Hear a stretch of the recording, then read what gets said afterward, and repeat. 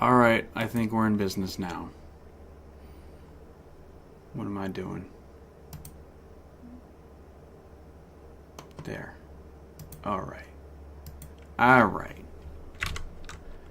Here we are. Jeez. Okay. We're here. We're here. Am I even using my right microphone? Yes. I'm using... Oh, my desktop audio is not connected. Boom. Oh my god. What a pain. Okay. What had happened was I scheduled my live stream from my laptop through YouTube and not through OBS. OBS is the streaming software that I'm using right now. Since I scheduled my live stream through YouTube and not through OBS, I tried to start my broadcast from OBS and not through YouTube, and OBS was like, I don't know what you're talking about. So I was getting confused, and I didn't know how to... There's no way to change the streaming type once you've already scheduled a live stream. So I had to create a new live stream through OBS and do that. So, sorry. That was really stupid. I did not foresee that happening, so I apologize if I'm late. Hello, Steve. Hello, Herbert. Good to see you here. We're here, and we've made it. Let me just check on my phone to see if everything's good. Guys, yes. I'm late. I can hear me. Hello, everyone. We are on OBS. Let me move some things around real quick. Check it in with chat. There we go. Put this over here so I can actually, you know what? It might be better if I just have chat, like, because I don't want to, because my mic is in my way and I can't read chat with my mic in the way. So, because I have chat over there and then this over there. Okay. All right. Oscar Guy here. Welcome, guys, to my live stream. This is my final Oscar predictions live stream. I'm gonna fix my webcam. Sorry, I'm not completely prepared, but you know, it is what it is. All right. Just want to get everything in earshot here. All right. All right, cool. Hello. So the Oscars are on Sunday. The Oscars are on Sunday, and it's pretty insane that we're here already. All the precursors have happened. All the guilds have happened. I believe, yeah, all the guilds have happened. All the precursors. All we got left are the Oscars. So, in turn, it is time for me to update my Oscar predictions. Now, obviously, now that all the nominees are announced, now it is time for me to predict what will win in all 23 categories. And if I recall last year, for the Oscars last year, I was like, I picked the wrong year to start doing this. Because it is hard mode, because the year before was easy mode. Last year was really hard. Guess what? This year is hard. It's a hard year. It's another hard year. Arguably harder in some respects. In others, not so much. But there are a lot of close calls in a lot of categories. There's still some uncertainty in some categories, particularly with the shorts. And we will get into that as we get into each category here. So I'm going to do my best to try to take every factor into account and make some accurate predictions. And what we are also going to do is we are going to go through my personal picks for each category, which I'm going to be doing a prediction, who I think will win the Oscar, and we're going to do my personal favorite in the category. And we're going to do that for each category. So without further ado, I think we'll just get started, right? Right? Let's just do this, man. I'll probably do some impromptu research along the way. Who knows? We're just gonna let it flow and let it be organic, and let's do this, man. We're gonna start from the top down. A lot of people like to start from the bottom up, starting from the shorts, from the below the line categories all the way to Best Picture. We're gonna go the other way and go from the top, and we're gonna come our way down. So we got a couple easy categories right off the bat. So Best Picture, I mean, do I need to say it? I mean, look at what the race has been looking like. Oppenheimer has been absolutely sweeping every picture category across the board. Not only with critic circles, but with each and every precursor here.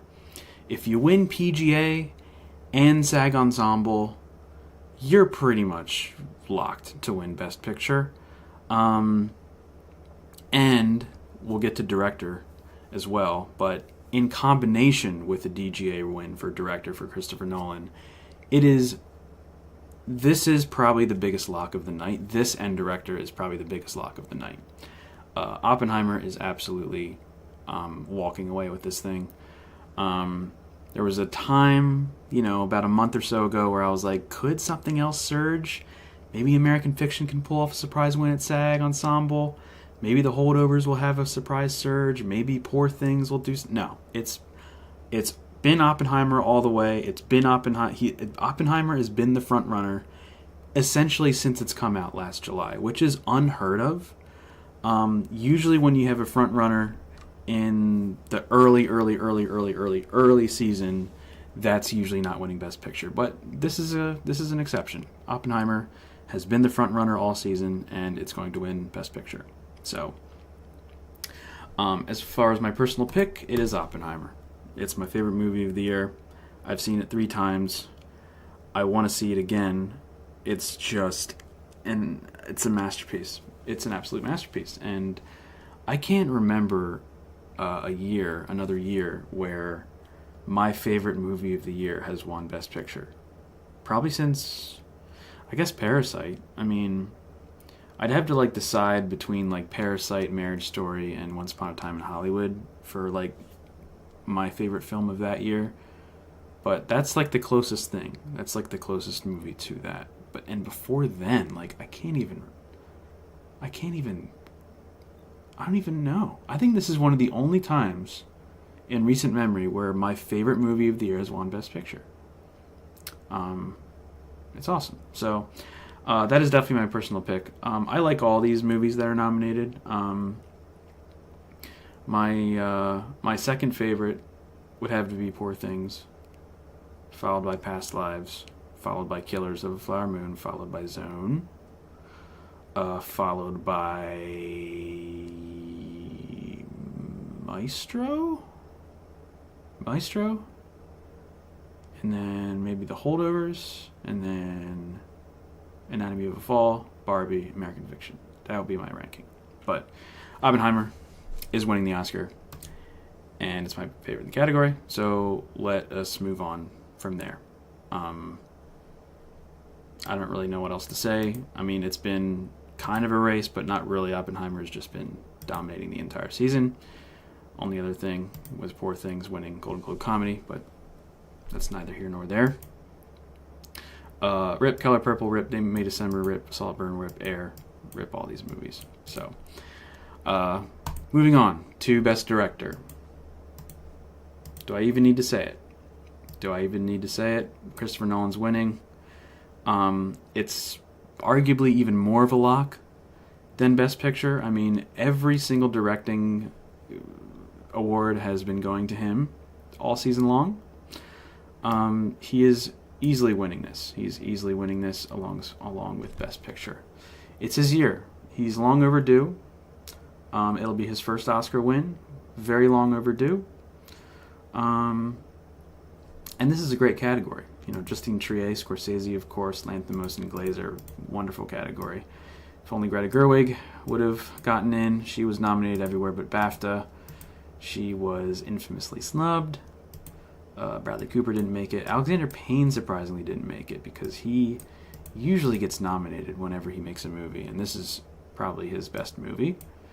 And they love him, but he could not squeeze in, and they picked two international directors, Glazer and Triet, who both leapfrogged all of these other directors, starting at BAFTA, and then got nominated for the Oscar. But in any case, Christopher Nolan is absolutely winning this. No ifs, ands, or buts. Goodbye. See you later. Have a good one. And you know what? He's my personal pick, too. He's my personal pick in this category. A close second would be Jonathan Glazer. His directorial work for Zone is incredible and on another plane entirely. One of the most unique films of the year. And his vision for that is just completely immaculate.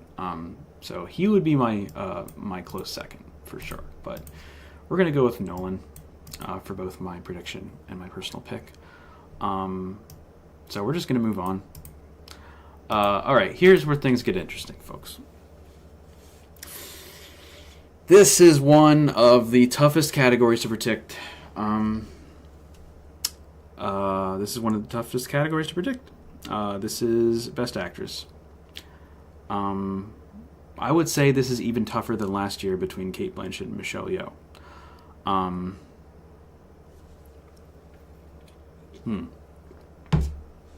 Gotta take a swig. So, this has been a race between the Stones. We all know it. The Battle of the Stones, ladies and gentlemen. And what a battle it's been. Emma Stone and Lily Gladstone won in their respective categories at Globes. Then Emma Stone picked up not only Critics' Choice, but she also picked up BAFTA. And Lily Gladstone missed at BAFTA, which I talked about during my last live stream, is a big, big blow. Not only did she lose at BAFTA, she wasn't even nominated. And if we bring up my... okay, I need to bring up my research.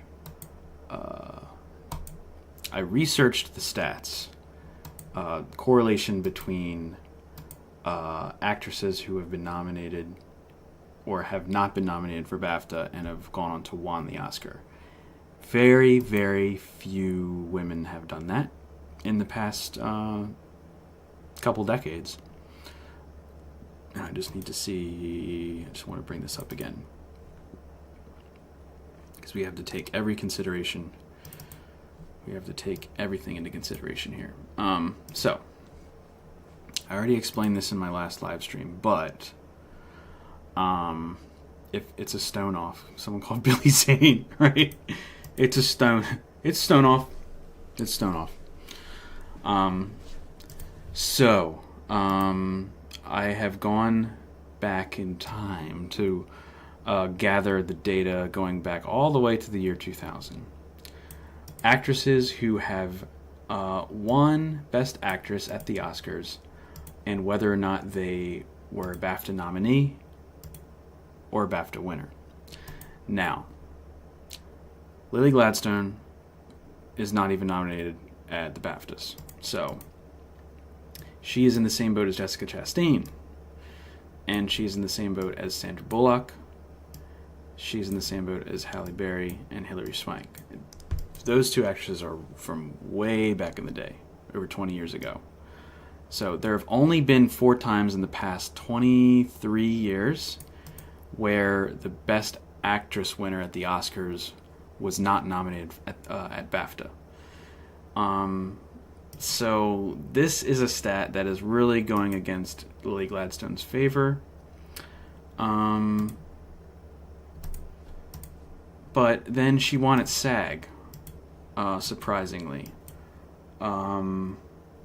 So it really is a coin toss. I mean, if you rely on strictly the stats, it would be wise to go with Emma Stone to win. But then again, look at last year.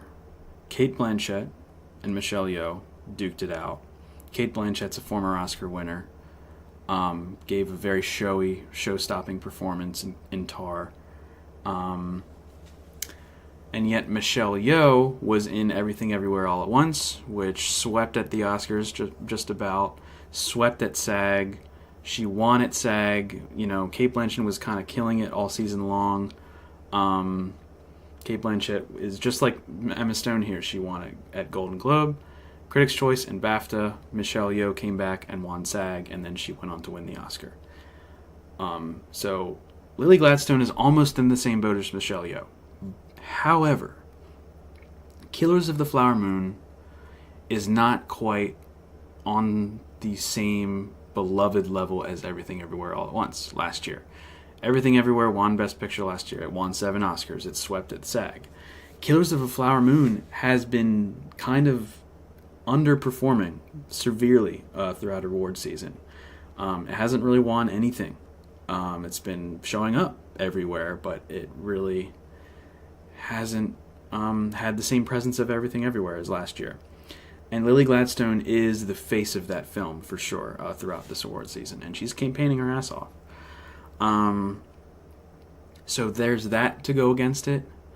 But I feel like the Academy lately is... they kind of like narratives a little bit more these days and want to go out of their way to give the award to maybe some underdogs. You know, they made history last year for awarding the second person of color to win Best Actress. They could do it again this year with Lily Gladstone being the first Indigenous person to win Best Actress. They might go the narrative route and just do that. Or they could give it to Emma Stone because the stats don't lie. Emma Stone is a former Oscar winner as well. So, ladies and gentlemen, this is so close. This is one of the closest races of the year. It literally is a coin toss. There's really no way to know. You just have to pick your choose. And you know, before Emma Stone started winning a lot of these awards, when I saw Poor Things, I was like, maybe Emma Stone can do a late surge and kind of overtake Lily Gladstone. And it was working towards that path. I was like, it was kind of, you know, my prediction was kind of coming true. And now it's kind of crumbling and falling apart now that Lily Gladstone has won SAG and all these factors are taken into consideration. So, it really is difficult. It really is difficult to say. I think for right now, I'm going to do Gladstone. I just have this gut feeling that the Academy is just going to go towards the narrative pick. You know, last year with Brendan Fraser, he was the narrative pick over Austin Butler. Austin Butler was the stats pick. Fraser was the narrative / love and support pick, and he ended up winning. Same with Michelle Yeoh. So I think they're going to do it again this year. But if it goes to Emma Stone, I'll eat my words, and so be it. But I think I'm going to predict Lily Gladstone. I'm going to predict Gladstone. Why not? She needs it. She deserves it. I mean, all of these women, well, Annette Bening, I don't know. I mean, Annette Bening's great in Nyad. Nyad's a fine movie. It's not the best. And she's a wonderful actress, but I think she'll have another shot. She should have another shot. But as far as like all of these, I mean, of course, Gladstone and Huller and Mulligan and Stone are definitely all deserving of an Oscar win for all of those performances. It's a shame that Sandra Huller didn't really take off. She didn't really win a lot of things this past award season. But in any case, I think Gladstone will be my prediction for now. Maybe between now and the Oscars, I'll change my mind. But I'm going to go on the record here, and I'm going to predict Lily Gladstone over Stone. Sorry, Emma Stone. I will say that Emma Stone is my personal pick, though. She probably gives one of my favorite performances of the year in Poor Things. She just goes for it. She goes for it in that movie, scaringly. She's doing everything she needs to do to win another Oscar. So she is incredible. So she is my personal pick. And Gladstone, I think, would be probably number 2 for me. It's between that and Sandra Hüller, but I would go with Gladstone. So Gladstone for the prediction. Emma Stone for my personal pick. So, hello, Cass. Sorry. So you weren't here earlier. I was having a lot of issues with OBS. So what had happened is I scheduled my live stream from my laptop through YouTube, but I was going to do my live stream from my desktop with OBS and everything. But when I tried to go live with my scheduled broadcast, OBS was like, what the hell? Like, it didn't realize that my live stream was scheduled on my laptop, where it was only connected to my webcam and not connected to OBS. And I had to basically restart my live stream from scratch using OBS, because YouTube is awesome. And when you create a live stream, you can't change the type from webcam stream to a streaming software OBS stream. There's no way to do that once it's created. So awesome, YouTube, wonderful. But we're here. We're here. Went to Food Lion, got a single bag of Buffalo Cheetah Gateds. Not a single bag. Oh, not a single bag. Oh man, that sucks. On your birthday, no less. Happy birthday, by the way. Hope it's been a good one. I apologize. There was no Buffalo Cheetos at the fucking store, man. I ran out myself, but hope all is well, though. Hope all is well. All right, let's take a swig. Shout out to Vintage. That's all you wanted for my birthday. Oh God. Oh man. Well, you could always try to DoorDash some or something. It'll be a belated thing. Maybe Reddit nerds will have them. No, this is all going over everybody's head. And you know what? I'm not going to explain it. Anyway, Best Actor. Here we go. This one's a little easier. I know during my SAG live stream, when Cillian Murphy won SAG over Paul Giamatti, I was like, "It's not over. It's not over. It's not completely over, but it's kind of over." And guess what? It's over. I think it's over. I think this is probably going to go to Cillian Murphy. If Paul Giamatti was going to win anywhere else, it was going to be at SAG. My man has won like 3 or 4 times at SAG. They love him there. If he was going to win everywhere, it was going to be there at SAG. Even if he won SAG, it would still be a neck-and-neck race between him and Cillian Murphy. But now that Cillian Murphy has won SAG, including BAFTA, Paul Giamatti did win his Golden Globe category, and he won a Critics' Choice. It's interesting because you would think that Cillian Murphy would be a Critics' Choice pick and then Paul Giamatti be a SAG pick, but no. But anyway, I think this is like a 90-10 situation. I think 90%. I think 90% Cillian Murphy is going to walk away with this, and then 10% Paul Giamatti might leapfrog and pull off an upset. But I'm pretty sure this is Cillian Murphy. I'm pretty sure Cillian Murphy's gonna win this one. Gonna go ahead and predict him there.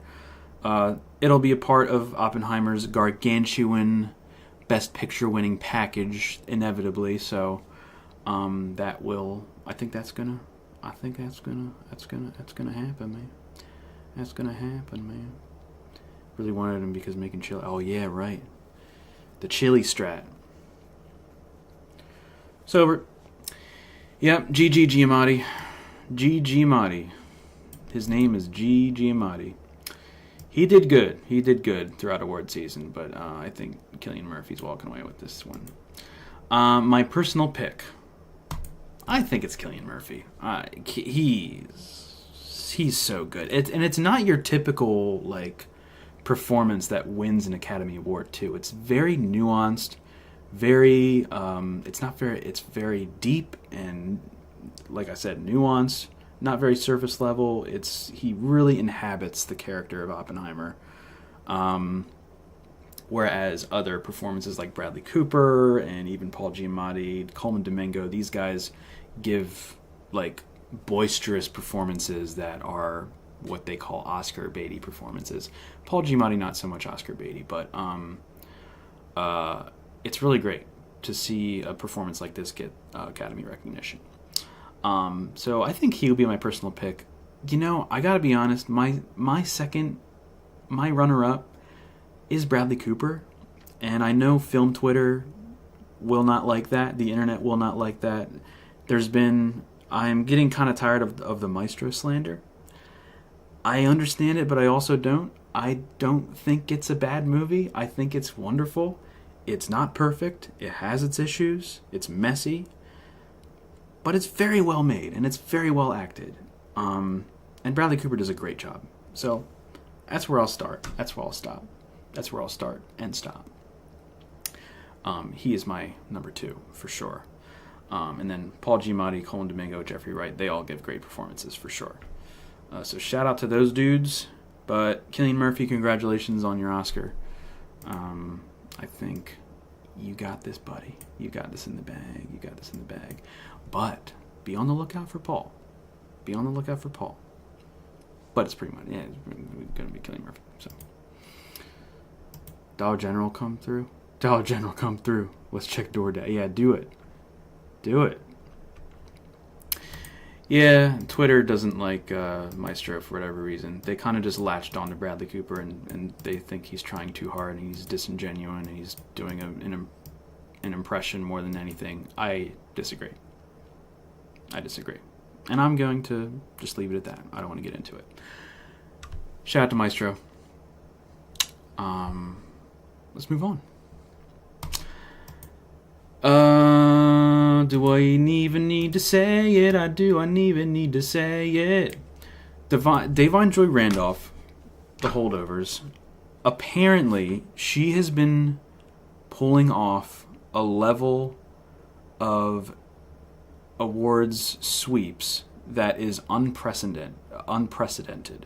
She is apparently... Her performance in The Holdovers is apparently, from what I've heard, one of the most, if not the most, awarded performance of all time. I mean, y'all can correct me on that, but that's what I just heard, which is kind of crazy.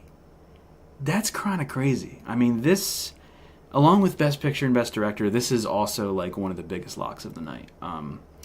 She's won everywhere. She's won everything she can. She's winning. She's absolutely winning the Oscar. And she is really great in The Holdovers. I wouldn't say it's one of the greatest performances of all time, but she's very good and deserves to win an Oscar, for sure. And she is definitely the strongest in the category. I mean, Danielle Brooks is up there, too, from what I hear. She gives a great performance in The Color Purple. And then Emily Blunt and Jodie Foster and America Ferrera are kind of just there. And... you know, they do a great job, but they're not, like, on the level of, like, you know, Academy Gold, you know what I'm saying? Great as they are, who should be here is Julianne Moore on May December. She probably gives my favorite performance out of any of these women. Rosamund Pike was also very good. Sandra Hüller in The Zone was really good. I hear Rachel McAdams gives a great performance in Are You There, God? Oh yeah, Viola Davis Air, that never took off. That's crazy, huh? Same with, you know, Taraji P. Henson, Claire Foy. Claire Foy did get nominated for BAFTA though, but that makes sense. Penelope Cruz never happened. So yeah, Julianne Moore would be like my personal pick, but I can't give her my personal pick because she's not nominated. So yeah, Divine Joy Randolph for sure is winning. My personal pick, sure, I think it's Divine Joy Randolph. It's Divine Joy Randolph. I really liked Emily Blunt's performance in Oppenheimer. Her performance kind of grew on me. You know, when I first saw the movie, I was like, does she do enough? Does she have enough presence in this film to garner an Academy Award nomination? And then I watched it a second and third time, and I'm like, okay, yeah, she's kind of great. She's kind of great in this movie. She's kind of great. So, yeah, shout out to her. Daniel Brooks, I have not seen Color Purple. That's like one of the only heavy hitters this award season that I did not get a chance to see. I'm sorry. But I hear she gives a wonderful performance in that movie. America Ferrera, we all know why she's here. It's the monologue she gives in Barbie. It's pretty much what got her the Oscar nomination.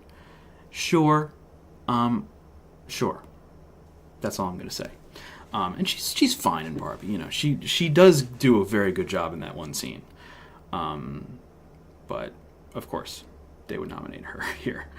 Jodie Foster, I think she is pretty good in Nyad. I saw Nyad. I wasn't a huge fan of it. Extremely by the books, on the nose, painfully so.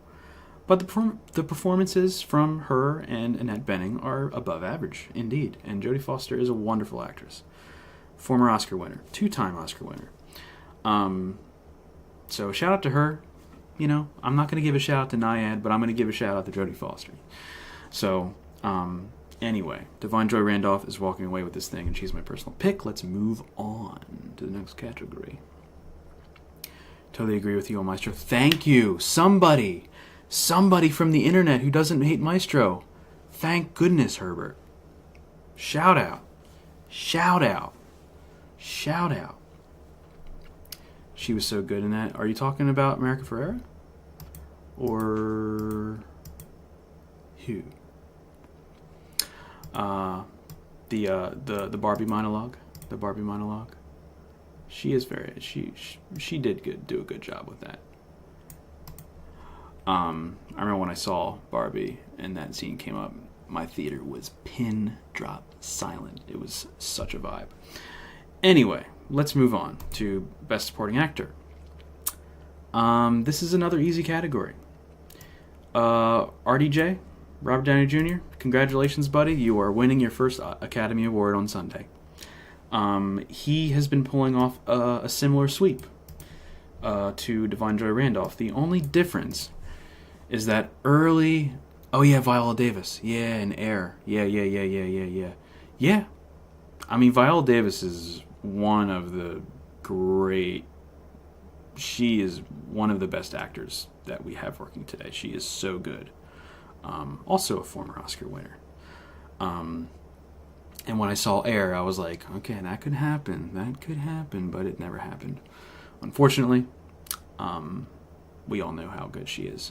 She's an EGOT, by the way. She's got an Emmy, she's got an Oscar, she's got a Grammy, and she's got a Tony. Let's go, girl. Come on.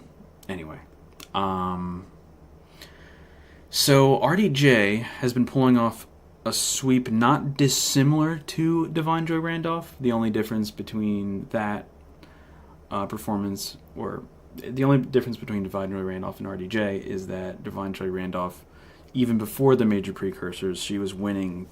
She was pretty much sweeping early critics' circles awards and things of that nature already before the major precursors started. Before Golden Globes, things were kind of up in the air. Because it was really between RDJ, Ryan Gosling, Mark Ruffalo, and to some extent De Niro. And Charles Melton, too. Charles Melton, man. Can we please pour one out to my boy Charles Melton, man? He couldn't secure that nomination.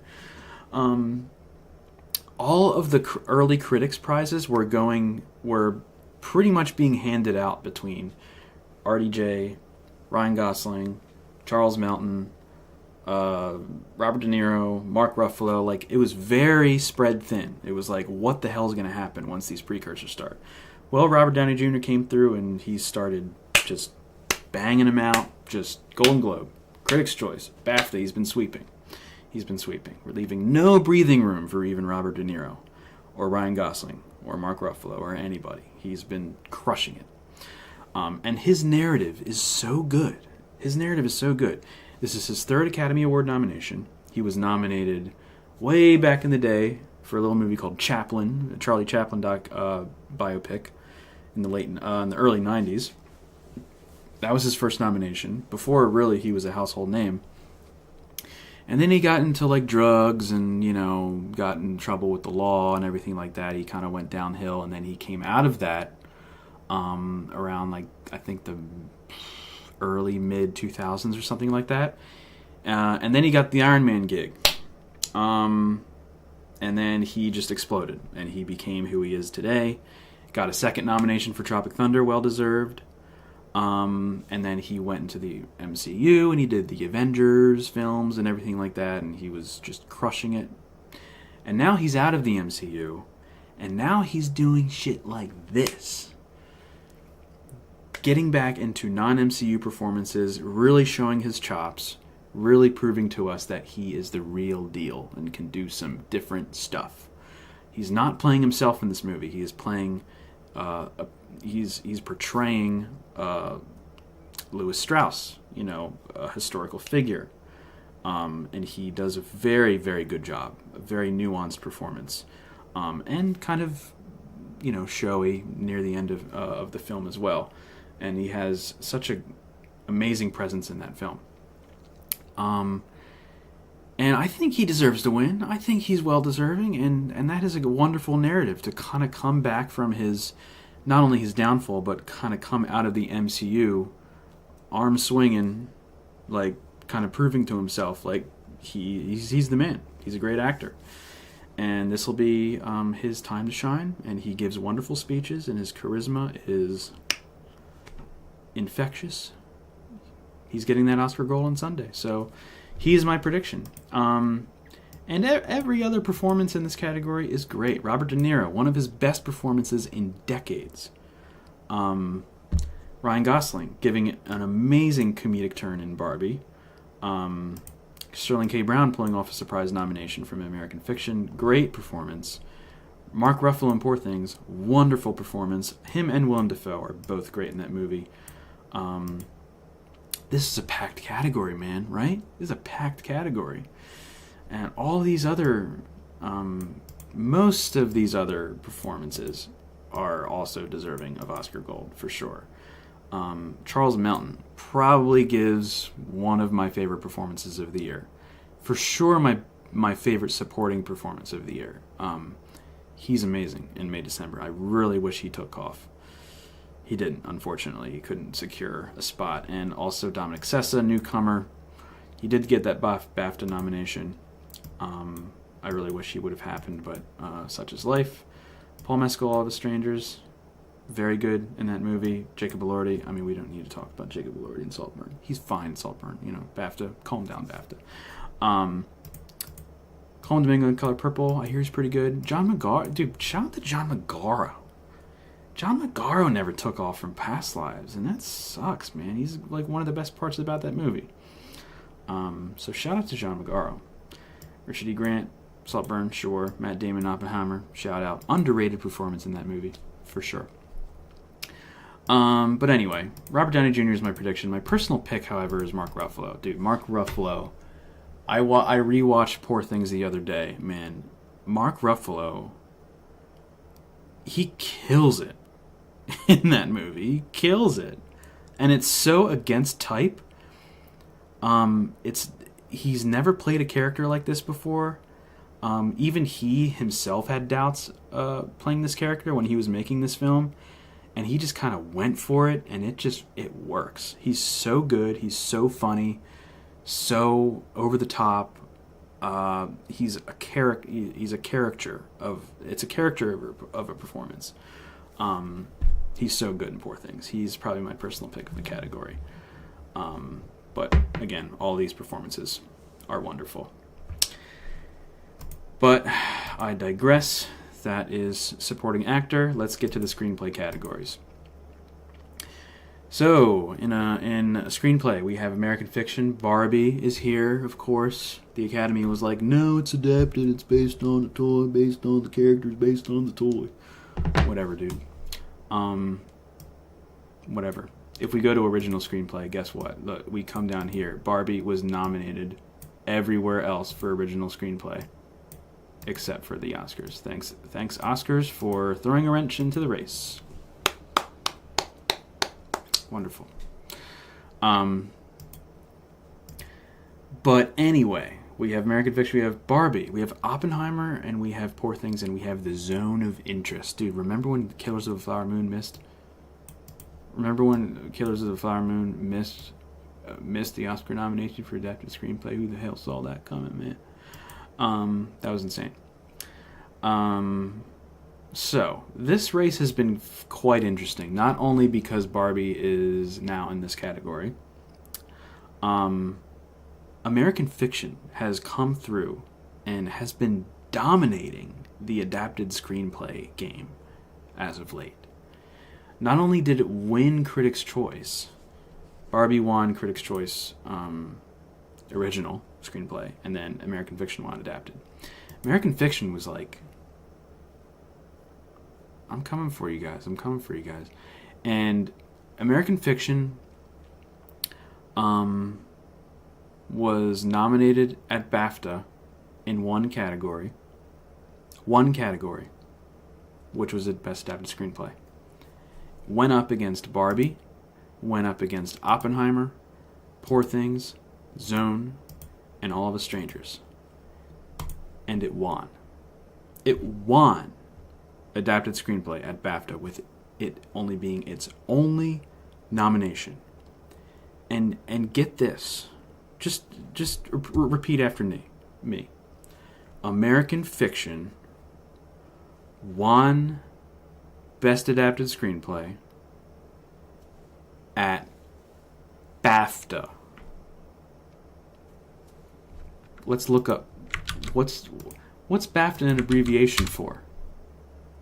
Oh, the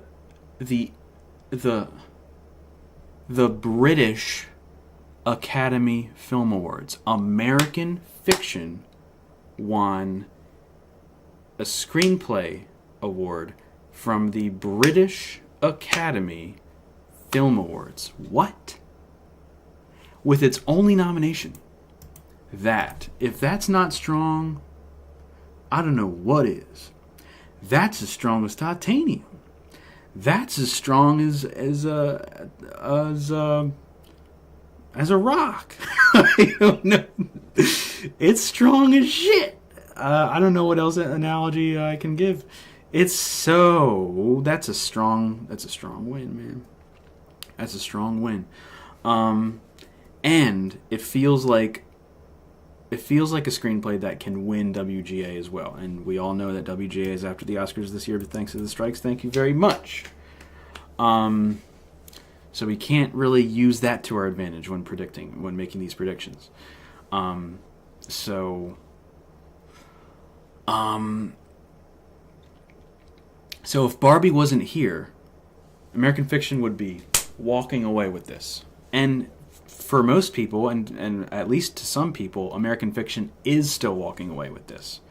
I even think it's still kind of walking away. But this is the first time outside of... Actually, no. This is the first time.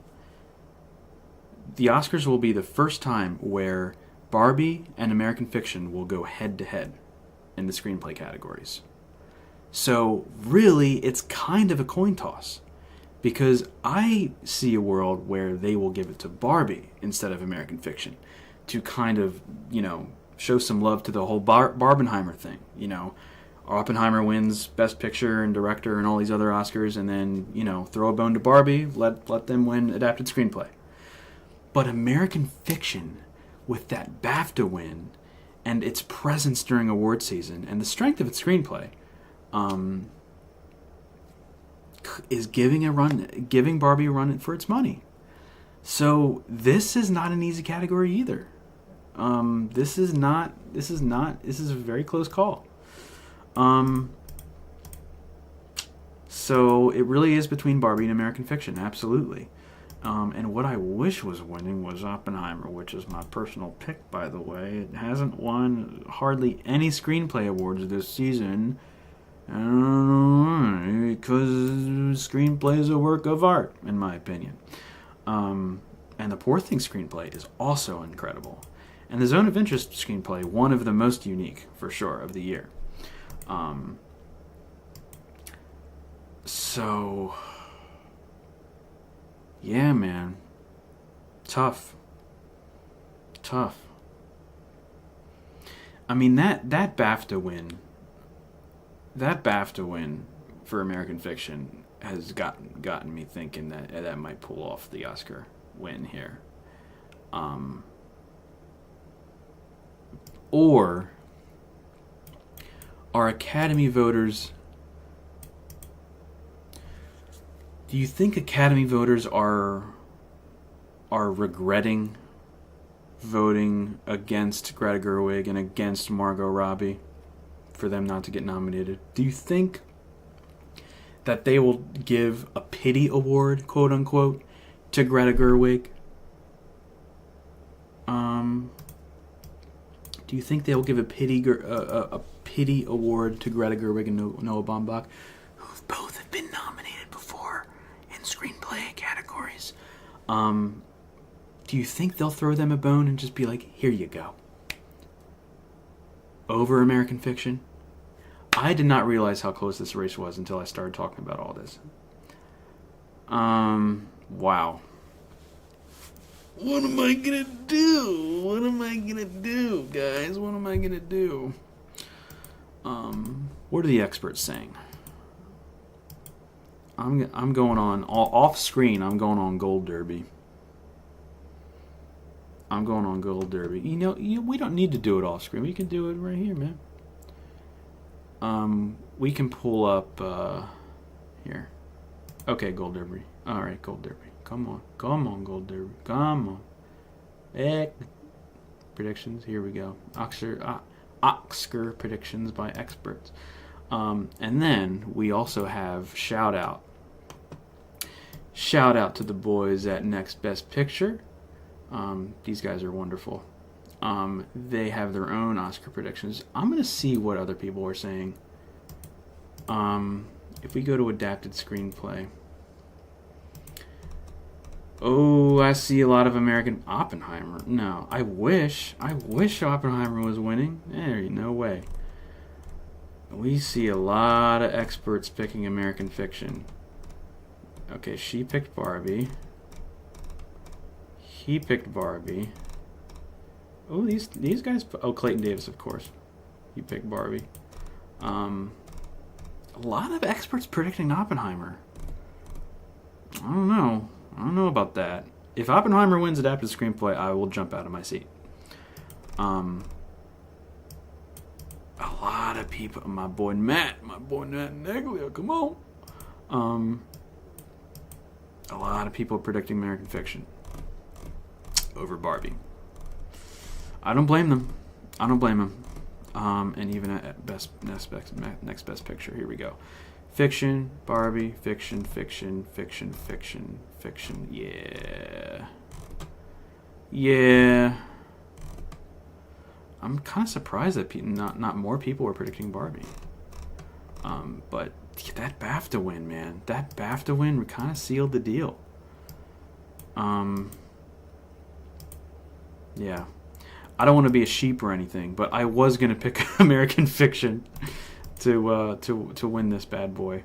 I was just kind of... I don't know. I still have a slight feeling about Barbie. But again, after that BAFTA win and after its presence everywhere, yeah, I think it's going to happen. I think American Fiction's got this one. So yeah, I think that's going to be it. American Fiction is my prediction for adapted screenplay. Locking it in, absolutely locking it in. And Oppenheimer is my shout out, my personal pick in the category. Wonderful screenplay. Wonderful screenplay. We don't need to go into details, but I love that screenplay so much.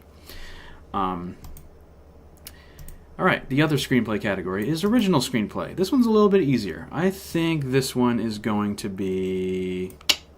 It's probably going to be Anatomy of a Fall, right? I mean, it won Globe over Past Lives, over Barbie, over Oppenheimer, over Poor Things, over Killers of the Flower Moon. That shows strength right off the bat. And then, strangely, it doesn't get in the Critics' Choice, but then it wins at BAFTA. And it's been winning a lot of other screenplay awards. It won the Indie Spirit Award, I believe, and some other minor precursors along the way. So I think Anatomy of a Fall's got this one. Early on, I was kind of thinking it was between that and The Holdovers and Past Lives. Maybe Past Lives can pull off a Women Talking last year and win screenplay and then just get nominated for Best Picture. I don't think that's going to happen, unfortunately. So... I think Anatomy of a Fall's got this. I'm just going to go ahead and do that. Predicting that bad boy. And for my personal pick, Past Lives, man. Amazing directorial feature. Amazing first screenplay. Brilliant. I really wish it was winning some more awards, but that's just me. Wonderful screenplay. And my runner-up would probably be May, December. Love May, December. One of my favorite movies of the year, for sure. And the Holdover screenplay is great, too. And, of course, Anatomy screenplay is great. Maestro is a great movie. I really love Maestro. But the screenplay is probably one of the weaker aspects of the film. So I was a little surprised that it still got in. But... Then again, what was going to be the alternative? Air? Rustin? Barbie? What am I talking about? Saltburn? Asteroid City? I would have nominated Asteroid City over Maestro, man, but that's just me. So anyway, Anatomy of a Fall, absolutely my prediction. I think it's walking away with this. Past Lives, personal pick. All right, now we're getting to the below-the-line categories, and we're almost at the text, but first we have to square off in another difficult category, ladies and gentlemen. Animated feature. This is a race. This is kind of a race. There's a lot of people that are really sticking with Spider-Verse because it did win at PGA, and that's pretty big. It swept at the Annie Awards, which is the animation precursor. Swept at the Annies. Really, the only thing it didn't win was all the Indie Awards. Robot Dreams ended up winning Best Indie at the Annies. But other than that, it's kind of been a split race, you know? Boy and the Heron wins Golden Globe. Spider-Verse wins Critics' Choice and Annie and PGA. And then Boy and the Heron pulls off a surprise win at BAFTA. And everywhere it's been going head-to-head with Spider-Verse. So it's really been a race. And we'll pull up a couple other things. Number one, we'll pull up the precursor wins. We'll pull up the precursor wins over at Next Best Picture. They did kind of doing research for me. If we go to precursor wins 2023 and go down to animated feature, I think Spider-Verse has won the most precursor wins. Okay, so definitely Spider-Verse has won the most precursors. And these are mostly the critics' circles. But it did win that PGA, and it did sweep the Annies. But trailing behind it is Boy and the Heron, who has been performing very well as well. Now, the other thing that I'm going to look up now, which is research that I have not done yet, is the correlation between Oscar animated feature. Pull that up. And Wikipedia. Hey, it's Del Toro. My man. It's my man. It's my boy right there. It's my boy right there. PGA Awards Animation Feature. Okay, so PGA. Let's do this. Let's do PGA Awards 2024 Wiki. Wikipedia. Alright. Alright. And we don't have to go back that far. We have to go back to like basically 2001. Okay, so let's see. Animated. Here we go. Perfect. Making things easier for us. Alright, we are going to cross-compare the winners of the Academy Award for Best Animated Feature and the PGA Award for Best Animated Motion Picture. So, Spider-Verse won a PGA. So last year was Pinocchio, which won the Oscar. 2021, Encanto. 2020, Soul. 2019, Toy Story 4. 2018, Spider-Verse. Coco, Zootopia, Inside Out. Oh, I see a 1-to-1. It's a 1-to-1 thing for the past decade, folks. Lego Movie, Frozen. Interesting. Wait, Inside Out. So 2015, Inside Out. 2014, Lego Movie, Big Hero 6. Dude, Lego Movie wasn't even nominated for the Oscar. That is crazy. It wins PGA and yet it doesn't even get nominated. That's insane. It must have been ineligible or something. 2013, Frozen. Wreck-It Ralph, Brave. Okay, well there's one. Tintin, Rango. Toy Story 3. Up. Wally. Ratatouille. It's a 1-to-1, folks. So, Boy and the Heron, you're going to have to eat your heart out, man. The stats don't lie, folks. The stats don't lie. I think Spider-Verse might still have this with that PGA win. And Boy and the Heron was nominated PGA, yes? Boy and the Heron was nominated PGA, yes?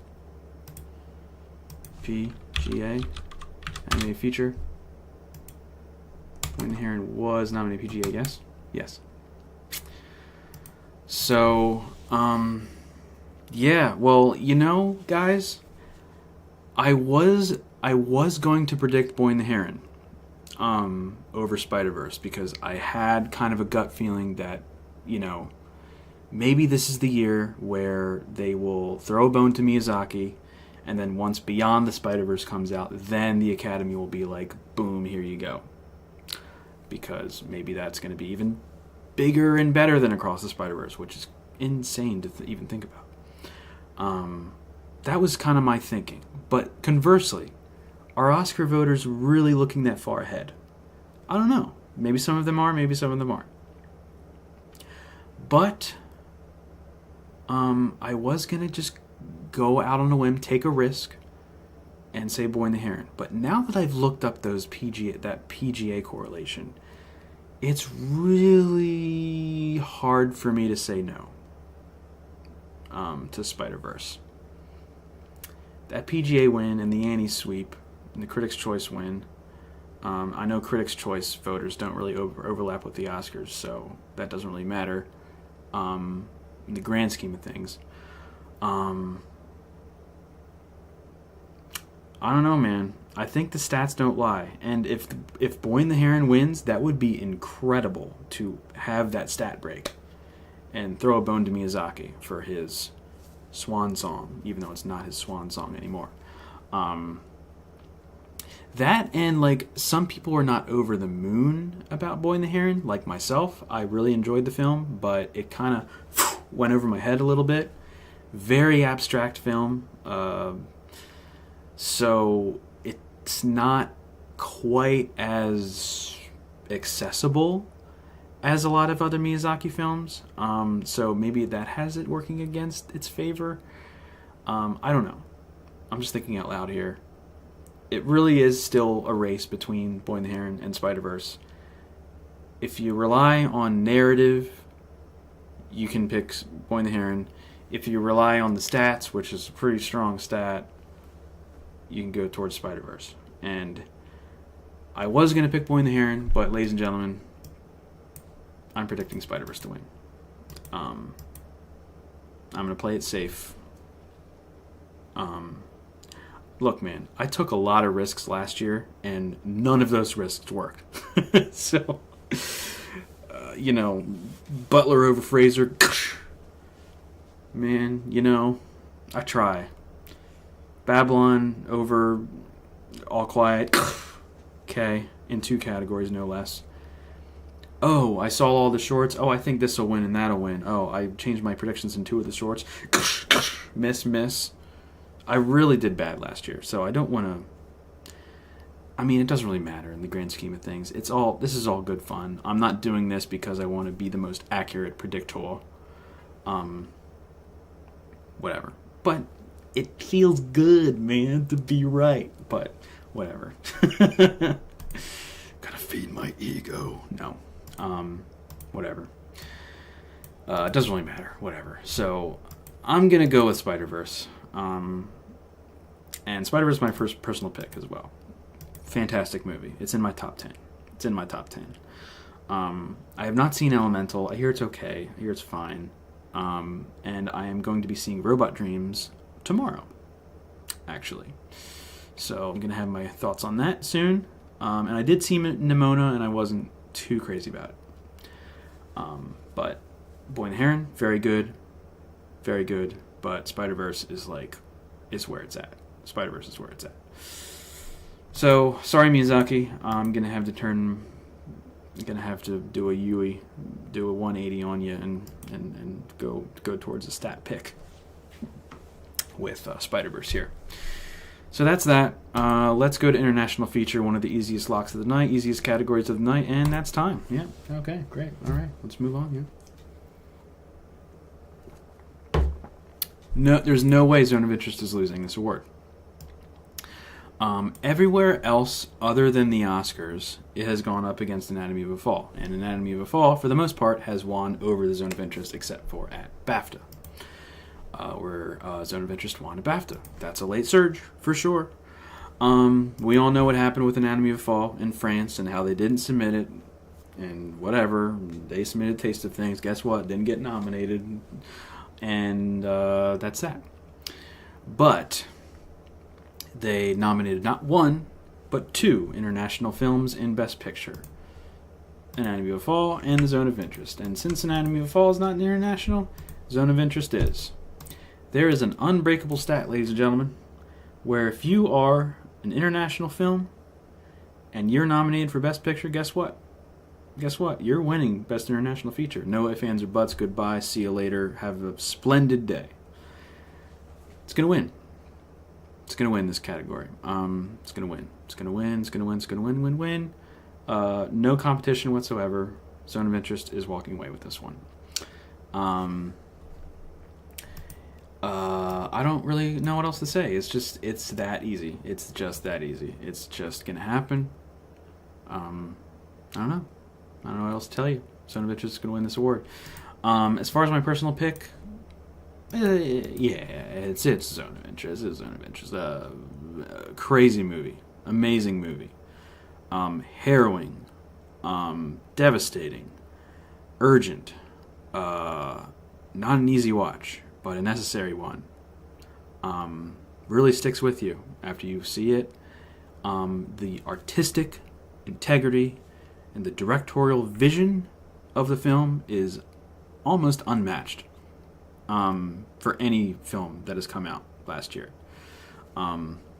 It really is astonishing, an astonishing piece of filmmaking. And I really urge you to watch it if you haven't already. Just go in knowing that, it's a Holocaust movie. It's not your typical Holocaust movie. It really gets under your skin. And say no more. I'm just going to leave it at that. It's a great movie. My close second by the way, is Perfect Days. I saw Perfect Days, dude, last week, and it's been hard for me to stop thinking about it. It's kind of it's a slow burn, and it's the type of slow burn where it kind of slow burns even after you see it, and you kind of ponder and reflect on it after you've seen it. And it's so delightful and simple and beautiful, and it's just a vibe. And if you do any double feature this year other than Barbenheimer, maybe do a Zone of Interest Perfect Days double feature. Like, I kind of want to try that whenever I, get around to rewatching these films. I kind of want to try a Zone of Interest Perfect Days double feature and have Perfect Days kind of be the palate cleanser. Because Zone, without getting too much into detail, is a very cynical movie, whereas Perfect Days is a very easygoing, optimistic, feel-good type of film. Where, it's not always, feel good, that movie. There's ups and downs that the character goes through.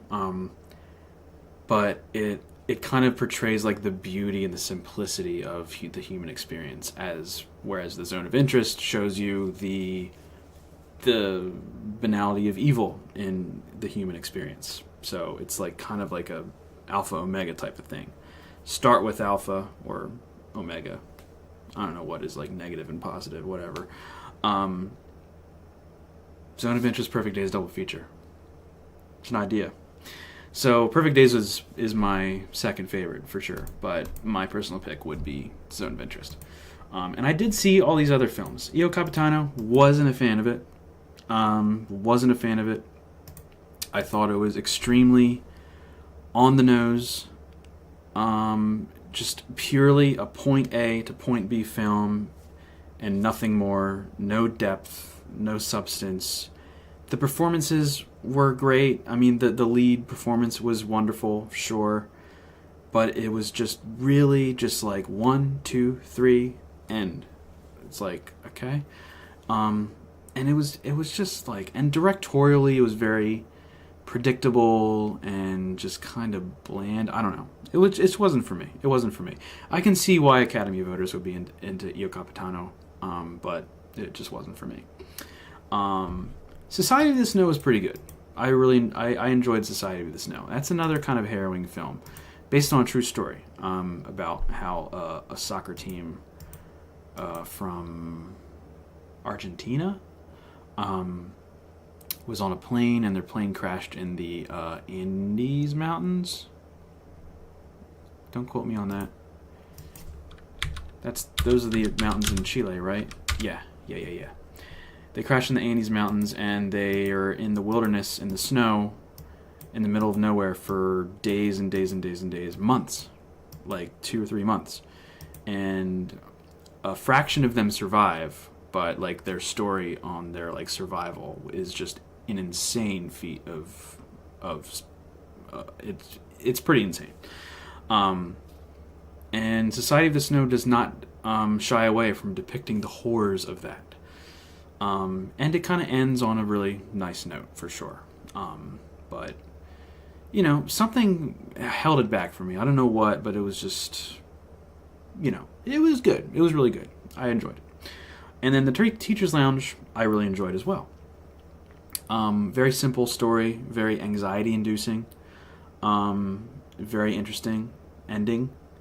Kind of like a school-based accusatory drama revolving a teacher who is accused of things. It's really good. It's really good. That was the surprise nomination of Oscar nominations this morning, but I really enjoyed that. So, other than Io Capitano, this is a good lineup of films. I really wish maybe Fallen Leaves or The Taste of Things would have gotten in, but they just missed. I've yet to see both of those films. I hear they're both very, very good. But anyway, I digress. The Zone of Interest is walking away with this one, and as my personal pick. Alright, we are now in the technical categories, y'all. technical categories. Some of these are going to be pretty easy, and some of them are races. So we're going to start off with a pretty easy one.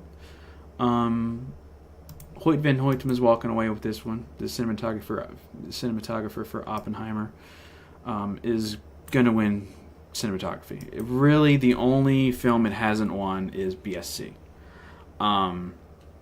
And BSC isn't quite as correlative to the best cinematography at the Oscars as maybe ASC. Maybe I'm wrong there.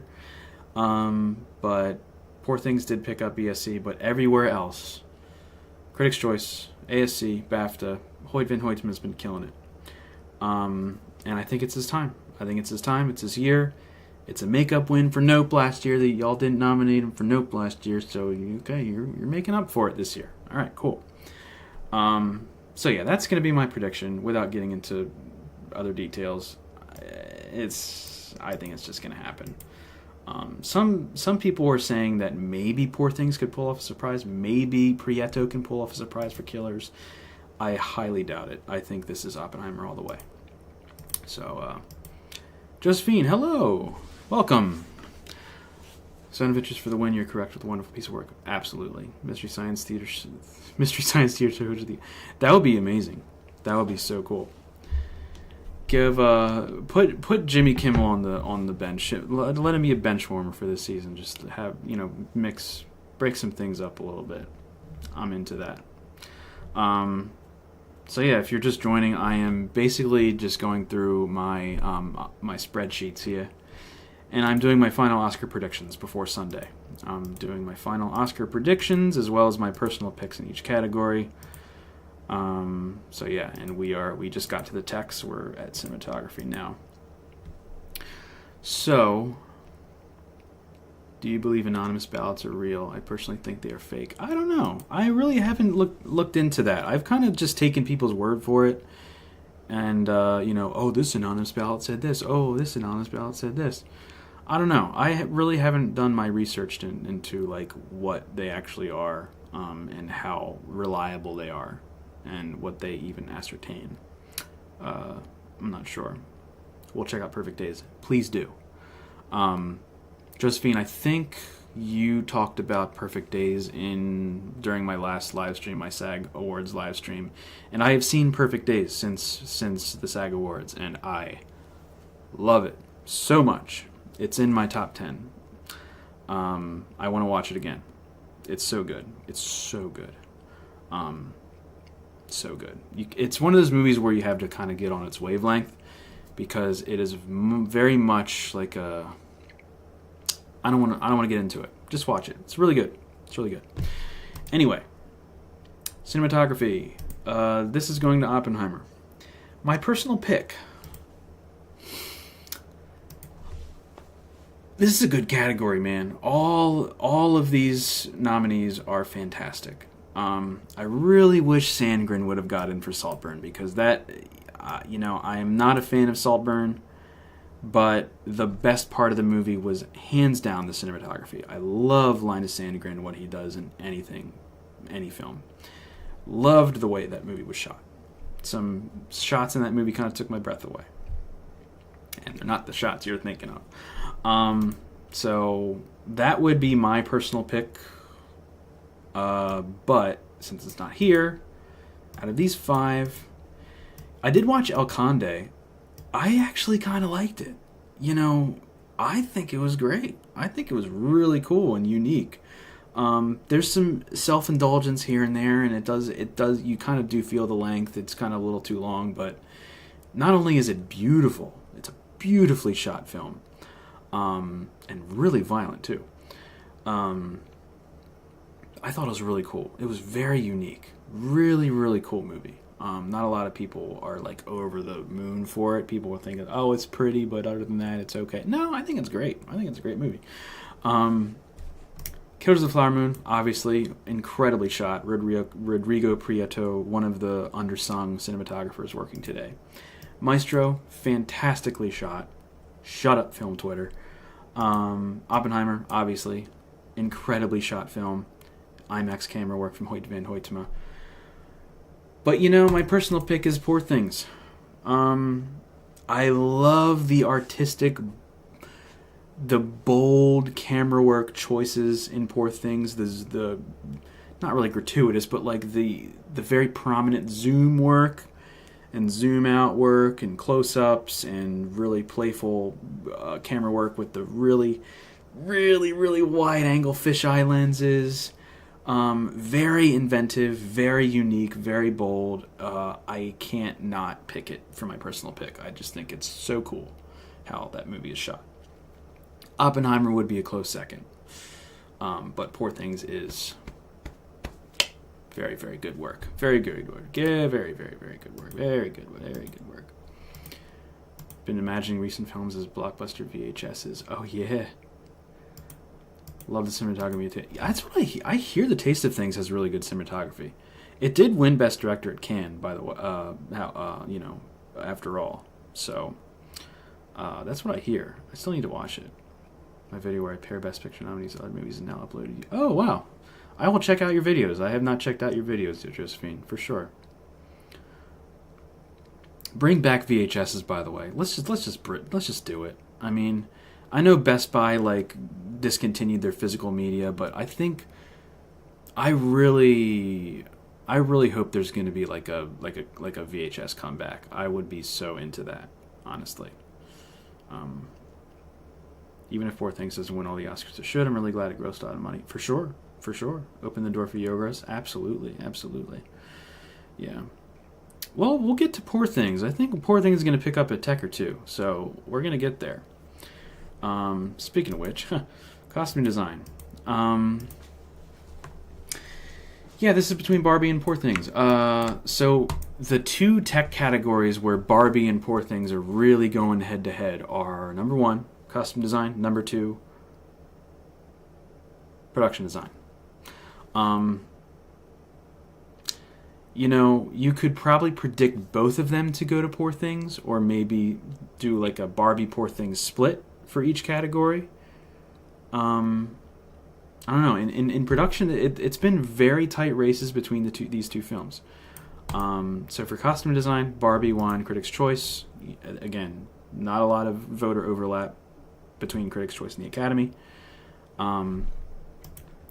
But at CDG, Poor Things won the Period Award, and Oscars typically go for period costumes over contemporary and sci-fi fantasy costumes, and Barbie did win the CDG Award for sci-fi and fantasy. And then Poor Things ended up winning a BAFTA. So really, it is still kind of a neck-and-neck race.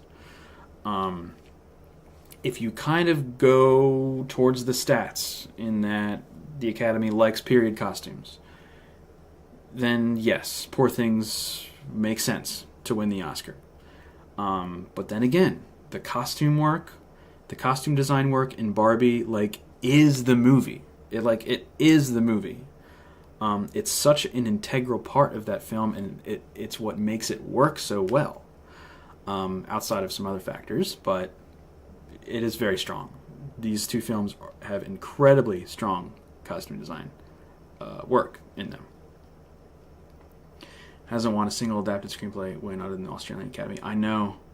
Both Poor Things and Oppenheimer have blanked on screenplay awards, which is so upsetting, because both of those screenplays deserve way more. I didn't find many anonymous ballots voting for Poor Things adapted screenplay. Oh wow, I gotta look into the anonymous ballot thing. Maybe for next year, maybe for next award season, I'll look into that and kind of take that into consideration. But for costume design, I really don't know. My gut is telling me that I should probably give this one to Barbie for the reasons I mentioned, for how strong the work is in that film and how integral it is to the film itself and the story and the characters and the aesthetic. It makes sense. But then again, Poor Things. Wonderful costume work in that film. Period costumes.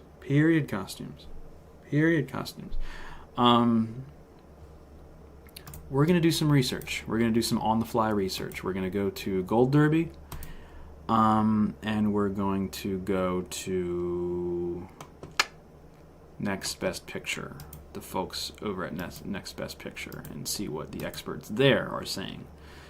And again, I'm not doing this to be a sheep and falling in line and doing what everybody else did. No, I'm looking at other people's picks and opinions and takes so I can be a sponge and gather information as I make my own prediction.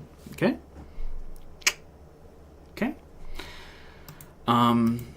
So let's go to Oscar predictions by experts, and we'll go to the category costume design.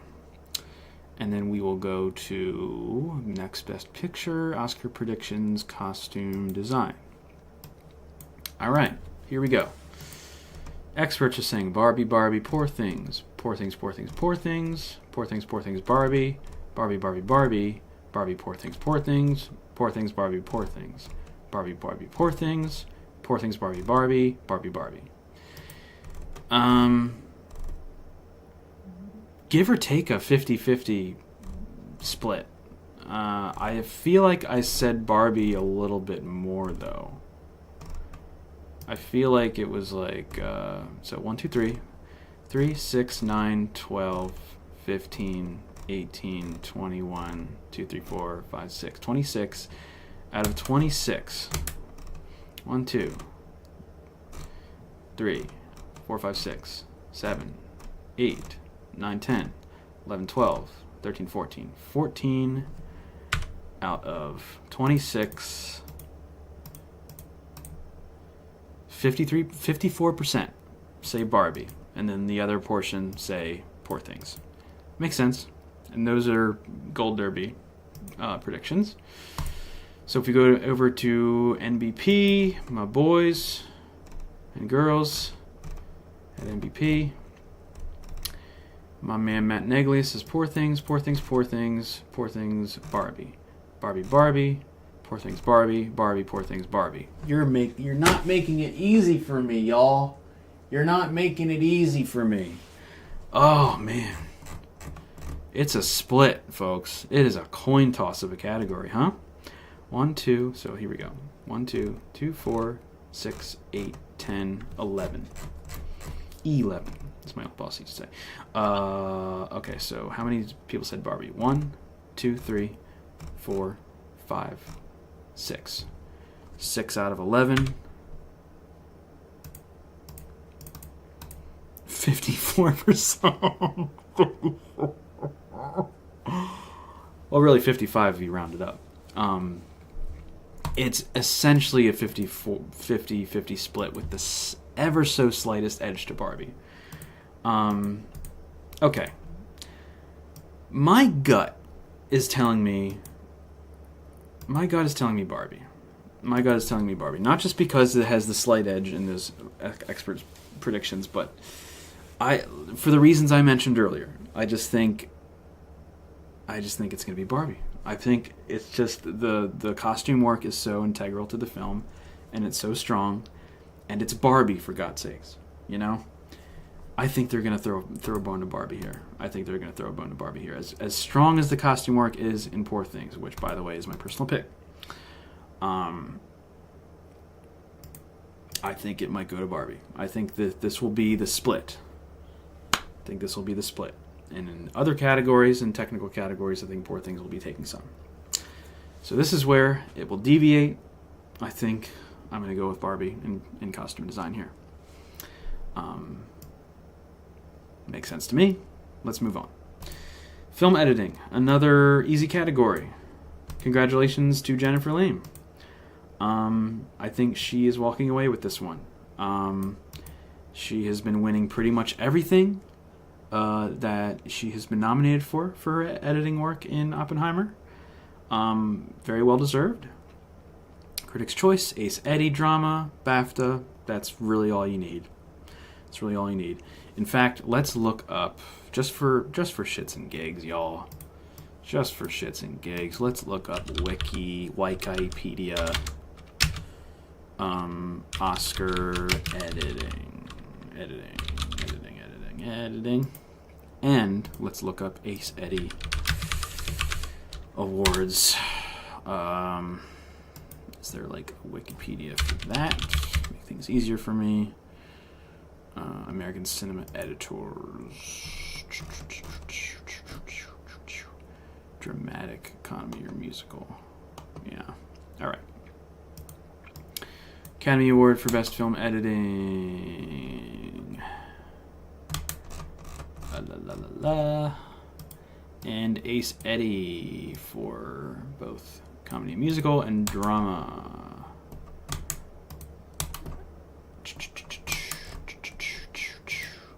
So we have Everything Everywhere. Oh wow, everything everywhere was in comedy. Yep, that's a match. Dune.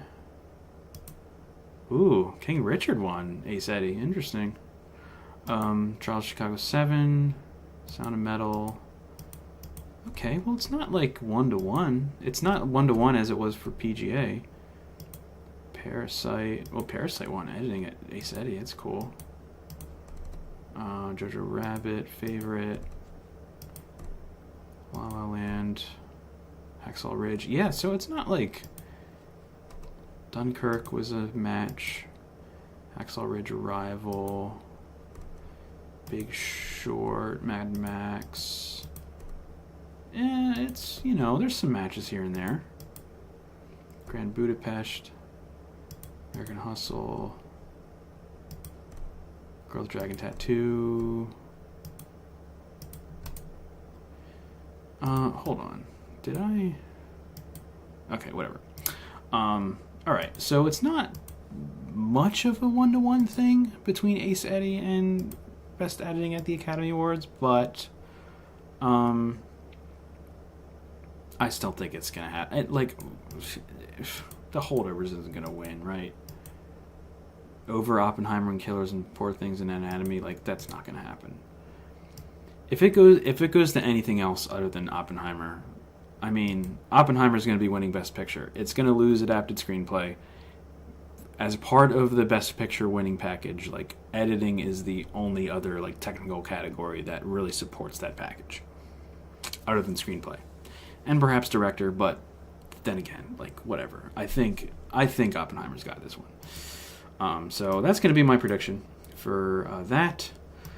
My personal pick. It's Oppenheimer. It's Oppenheimer. Yeah, it's not easy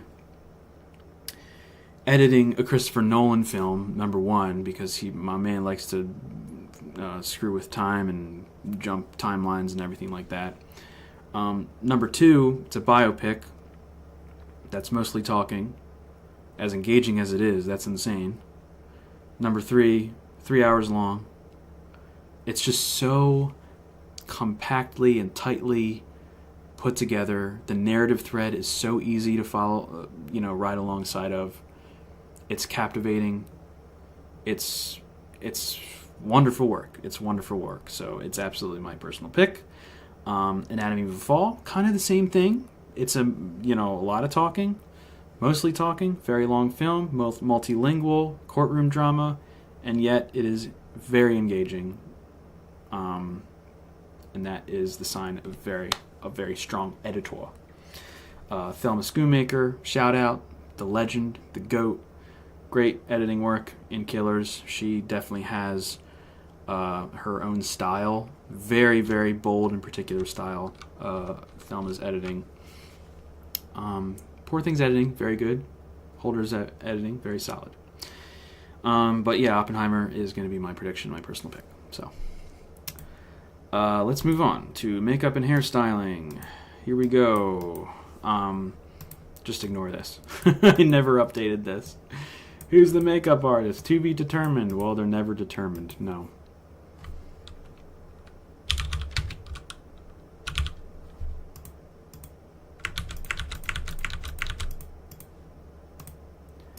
Yeah. Don't know. Anyway.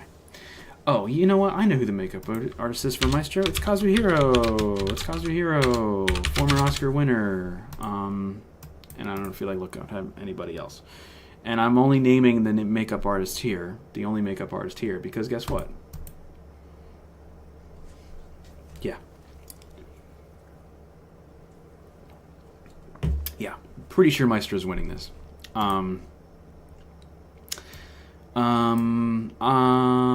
Oppenheimer, Golda. They're just both glad to be here. Golda is definitely that prosthetic pick that the Academy usually goes for every year. Society of the Snow, fantastic makeup work in that film. Imagine that pulls off a surprise win. That would be insane. Probably not going to happen.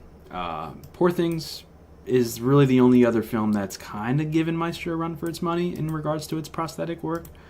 But Maestro did win both the prosthetic award and the what is that? So this is the Makeup Guild. What is P? Oh, is that period? Yeah, contemporary makeup period costume. Yeah, I think this is like the period makeup and then like the period hairstyling. I think. Whatever. But I know this one is the special makeup category, and that is usually the predictor for best makeup and hairstyling at the Oscars. The Whale won the same award last year, and that ended up winning makeup at the Oscars. So Maestro was kind of sort of in the same boat, and I don't know if The Whale won even this award last year. I think it only won the special makeup award, and it went on to win the Oscar. It just seems... And it's incredibly impressive work. I mean, do we need to look it up again? Do we need to look my man up again? Do we need to look up my man again? Fabulous. That's the way that dog was. It's a Leonard Bernstein quote, by the way. I mean, the makeup work is just crazy. It's just crazy. He's done an incredible job with the makeup work. He looks like Leonard frickin' Bernstein. It's pretty insane. Very, very impressive work. Very impressive work. Very, very, very, very impressive work. So, and it just seems like the thing that the Academy will go for. So, it just seems something that the Academy will go for. It seems like the thing that the Academy will go for. Okay. Anyway. So yeah, I'm just going to predict that. The prosthetic work is bar none. And yeah, I don't really have anything else to say. Poor Things, sure. Maybe that'll pull off a surprise. It did win at BAFTA over Maestro, but then again, Poor Things was Poor Things at BAFTA. It won a lot of text there. So I think that may have been a one-off. But we'll see. We'll see. I think it's like an 80-20 type situation. 80% Maestro, 20% Poor Things. So we're going to go with that. And my personal pick, I think, would be Maestro as well. I think that would be my personal pick. With Society of the Snow, honestly, in probably second place. I don't know, either that or Poor Things. But Society of the Snow, I kind of want to give a shout out because the makeup work in that film was pretty fantastic. So anyway, I think we're going to move on from there. Another 50-50 category in some respects. We got production design. This is, once again, between Barbie and Poor Things. Now, since I've predicted Barbie for costume design, I think I'm going to go ahead and predict Poor Things for production design, just to have that split. I don't think Barbie is going to pull off a double victory in these two categories. If anything, Poor Things might pull off a double victory. But since I'm splitting it, I think I'm going to go with Poor Things here. And we will check to see what the experts see as well. But tentatively, I'm just going to do this. I'm going to do that, and I'm going to do that, because Poor Things is... The production design work in Poor Things is next level. They essentially built, like, really eclectic, weird, fantastical, steampunk-esque, like, miniature versions of European cities. Of Lisbon, of Paris, of London to some extent, They did that ship. That, like, dude, the ship is so. The interiors of the ship that they are on, like, halfway through the film, are, like, so cool. The production design work is pretty incredible. As great as the production design work in Barbie is, there's some detriment to, you know, a big portion of the film, yes, is in Barbie Land, but when they go to Los Angeles, it's basically just Los Angeles. You know what I mean? Poor Things is like boom, boom, boom, boom. You're in Willem Dafoe's laboratory, and now you're in steampunk Libsyn. Now you're on the ship. Now you're in Alexandria. Now you're in Paris. Like, really crazy stuff. Really crazy, wacky production design. Inventive. And they're adapting that vision from a novel. And yet, you know, what are they adapting from Barbie? They're adapting the aesthetic of Barbie dollhouses and props and, you know, different Barbie dolls and whatnot. Different approaches. But yeah, the Poor Things production design is incredible. It is absolutely incredible. But if we go over here to the race, Barbie did pick up Critics' Choice, and that's it. Huh. Only Critics' Choice, huh? Okay. And then ADG Period went to Oppenheimer. ADG Fantasy went to Poor Things. And then Poor Things won BAFTA. So that's all we got. That's really all we got. And it seems that BAFTA is kind of, you know, sharing Academy voters, number one, and, you know, have been performing slightly better than Barbie across the board here. Before I absolutely lock in my prediction, I'm going to see what the experts say on both Gold Derby and next Best Picture. So please bear with me here.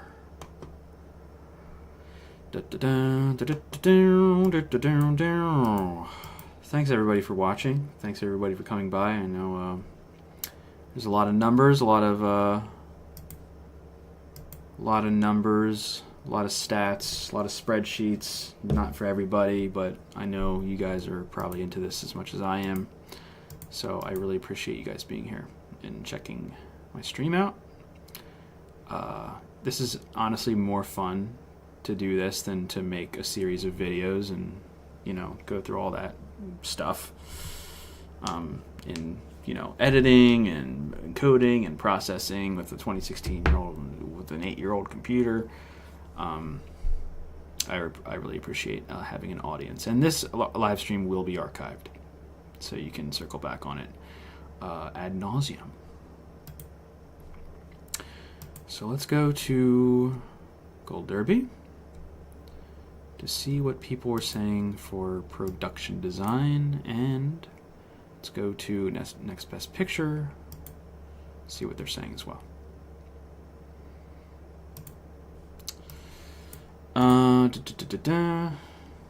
Steve, thanks for lurking. Thanks for lurking, baby. All right, so production design. Poor Things, Barbie, Barbie. Poor Things, Barbie. Poor Things, Barbie. Oppenheimer, Poor Things, Barbie. Barbie, Poor Things, Barbie, Barbie, Poor Things. Poor Things, Barbie, Poor Things. Barbie, Barbie, Poor Things. Barbie, Barbie. Again, pretty much a split. I don't know who, what? Oppenheimer for production design? What? They build a town. Okay. Not to discredit the production design in Oppenheimer. It's very solid. They built Los Alamos. They built the Trinity test sequence. They went to Oxford. Okay, you know, it's fine. It's fine. You know, Poor Things, they built steampunk versions of cities. Barbie, they caused a global shortage of pink paint, allegedly. You know? Say no more. So what was I going to do? Okay, so 3, 6, 9, 12, 15, 18, 21, 2, 3, 4, 5, 6. So 26. Let's see how many people say poor things. 1, 2, 3, 4, 5, 6, 7, 8, 9, 10, 11, 12. 12 out of 26. It's not as much as I think. 12 out of 26. It's 46%. You know, more people are saying Barbie than Poor Things for production design on Gold Derby. But if we go to NBP, let's see, 2, 4, 6, 8, 10. It's 11. 1, 2, 3, 4, 5, 6, 7, 8, 9, 10, 11. Dude, straight up 11 across the board. My people at Next Best Picture are saying Poor Things all the way. Crazy.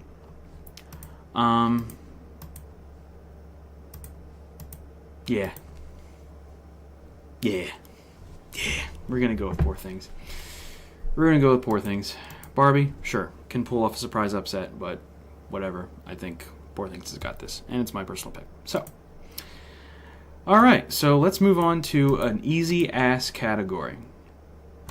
Oppenheimer is winning original score. Say it with me. Oppenheimer is winning original score. Have you listened to Can You Hear the Music? Have you listened to the soundtrack? Dude, masterpiece. And he's been winning every award he's been nominated for, ladies and gentlemen. Across the board. Golden Globe, Critics' Choice, BAFTA. It's a clean sweep. It's going to be a clean sweep. He's a former Oscar winner as well for Black Panther. This will be his second nomination and second win, as far as I'm aware. Yeah, he's walking away with this. He's walking away with this award. You thought it was Zimmer? Yeah, I mean, it is definitely Zimmer-esque. It is absolutely Zimmer-esque, and I know Christopher Nolan has collaborated several times with Hans Zimmer, but Ludwig Göransson is a new, fresh face. He's giving his own spin on the game for sure, and I mean, what he does. I mean, the music is so integral to like the narrative of this film. And it is reflective of Oppenheimer himself as a person and his personality and his struggles with his morality and things of that nature. And the Trinity test, this music, my God, dude. It gives me chills. It's incredible. Let's talk about the rest of the category. American Fiction, the score is fine.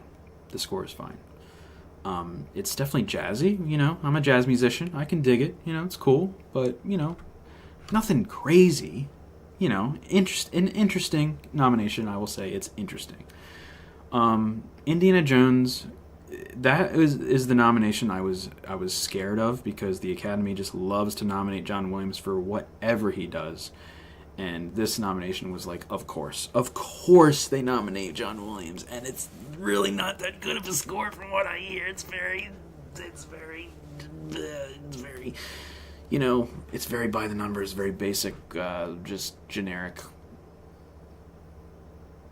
score. But yeah, I don't know. That's just kind of here. Williams is just here. Killers of the Flower Moon, that score has kind of grown on me. I've kind of circled back and listened to it, and when I first saw Killers of the Flower Moon, I was like, yeah, the score is really good. Like, the songs are good. Like, that intro song that goes, like, really cool. But then the rest of the movie, the score is really like the thumping heartbeat of the film, like in the background, like way in the background. It's not really like in your face and prominent like the Oppenheimer score. So I was like, is there enough music in the movie? It's like, but it got in, you know, and it's a great posthumous nomination for our boy Robbie Robertson. May he rest in peace. That's a great nomination. But ladies and gentlemen, first of all, All right. Here's the thing. I haven't said this on the channel yet, but the Oppenheimer score is a masterwork. Absolute masterwork. It should win the Oscar. It should get all the deserving recognition, for sure. But not enough people are talking about the Poor Things score. I think the Poor Things score is brilliant. Not enough people are talking about it. As far as like the inventiveness and the uniqueness of the score, it is so original.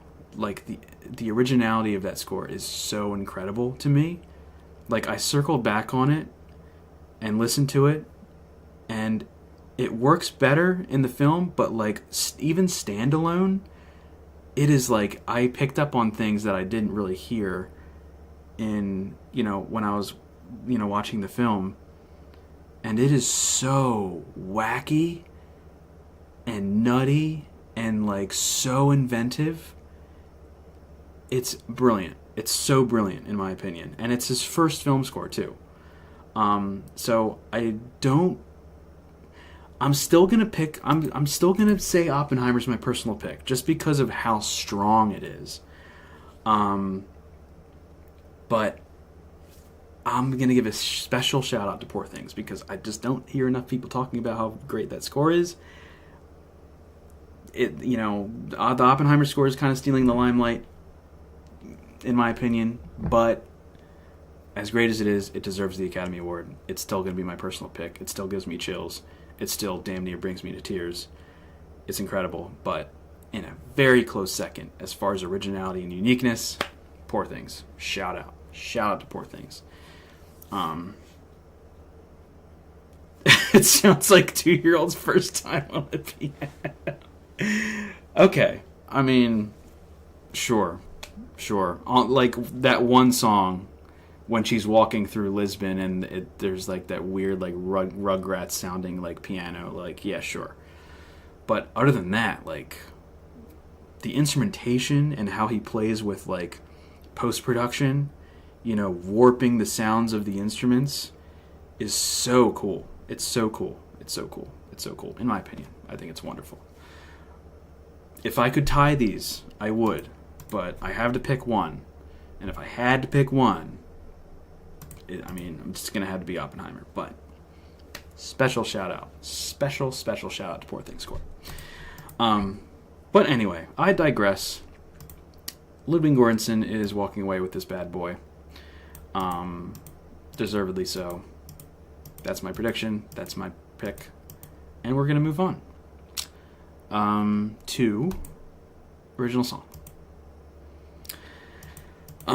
This is kind of an easy category. This is definitely between, I guess you would say it's between the two Barbie songs, I Am Just Ken and What Was I Made For? But I really think that Billie Eilish and Phineas have this one in the bag. I know we only have 2 precursors for original song, Golden Globe and Critics' Choice. I'm Just Ken picked up Critics' Choice. What Was I Made For? Picked up Globe. What Was I Made For? Won a Grammy. Billie Eilish is Billie Eilish. So some people might say this is a coin toss. Some people would say it's 60-40 either way. 75-25, whatever, give or take. I'm going to say it's going to go to Billie Eilish for What Was I Made For. As fun as the song, as fun as I'm Just Ken is, and a lot of people love it, and it's kind of a sensation in its own right, I think What Was I Made For is more integral to the message of the film. That, and you hear the song everywhere you go. It's such a huge hit. Billie Eilish and Phineas, they've won an Oscar before for No Time to Die. It just makes sense stat-wise. It just feels like the right pick to me. And sure, maybe I'm Just Ken is giving a run for its money. Sure, but for me personally, I think I think What Was I Made For makes more sense as a pick. And I would look up to see what other experts are saying, but I think most people are kind of predicting What Was I Made For. And maybe some for I'm Just Ken. And I've heard some people say that like Wajaji from Killers of the Flower Moon could pull off a surprise win, which would be crazy, by the way. And that is like, I will say my personal pick is What Was I Made For, but in a very close second, it would be Wajaji. I think that's like one of the coolest original song nominations in recent memory. Circling back and listening to that song, it is very unique. As far as song structure, as far as the performance aspect of it, the call and response aspect to it, it's through composed and yet it's improvised in a way on top of that. It's more of a ceremonial song. It's just very unique. It's so cool. It's so cool. But What Was I Made For is I'm sorry, it's a damn good song. It is a damn good song. It gives me chills. It's so good. It's so heartfelt. It's so aesthetically pleasing. You know, production-wise, it's really, really nice. It's a great song. It's a great song. It Never Went Away. Pretty good song from John Batiste, you know. Pretty cool ballad there from him. I'm Just Ken. I think it's fine. You know, don't shoot the sheriff. Don't shoot me. Don't kill me. Don't sue me. But I'm not like crazy about it. As far as like the song structure is just kind of weird. It's very disjointed musically. Like it's transitions between like the ballad part and like the 80s aha part and like going back into the ballad part. Like it doesn't completely work for me for whatever reason. I don't know. And it's fun. It's fun. Ryan Gosling's great. He's a great performer. The lyrics are very accurate to the Ken character and his journey throughout that film. It's cool. It's fun. As a song, structurally, it's just weird to me. I don't know. That's just me. That's just my opinion. I'm glad people are into it. Love Ryan Gosling to death. But it's okay. It's fine. The Far Inside does not work for me at all. I listened to it. It's not great. It's not a great song. In my opinion. It's very like, it's like a get like one of those songs, you know, like I just can't stand music like that. So maybe that's a bias. Diane Warren, she's a fine songwriter. I mean, she did a song, it wasn't last year, I think it was the year before. She did a song with Reba McEntire for another film that nobody's ever seen. That was actually really good. It was kind of fire. I think it was nominated alongside of what won that year? No Time to Die, I think. And then the Beyonce song for King Richard. I think it was nominated in that category. That was a good song. This is not. It didn't work for me at all.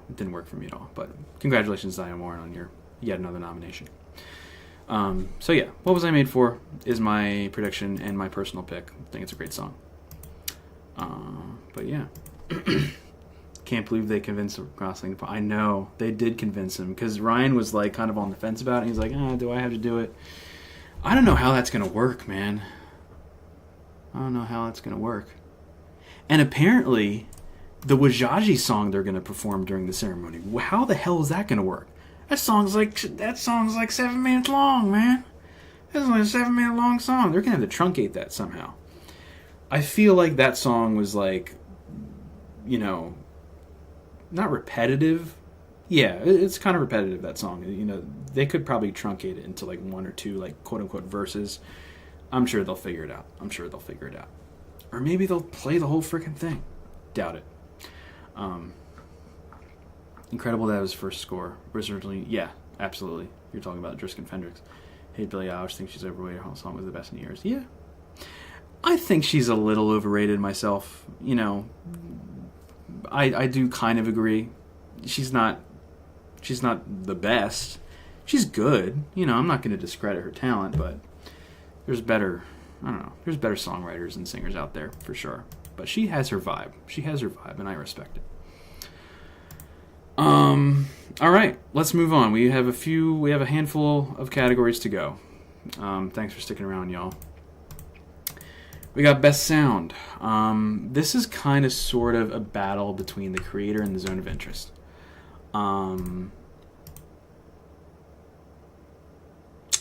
Yeah. Actually, you know what? No. It's not between the creator and the zone of interest. It's between Oppenheimer and the zone of interest. What the hell am I talking about? It's between Oppenheimer and the zone of interest. So Oppenheimer won CAS and MPSC, which these are two of the sound guilds. It won at both Oppenheimer.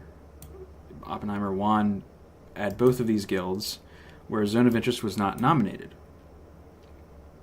Zone of Interest went up against Oppenheimer at BAFTA, and it won against Oppenheimer.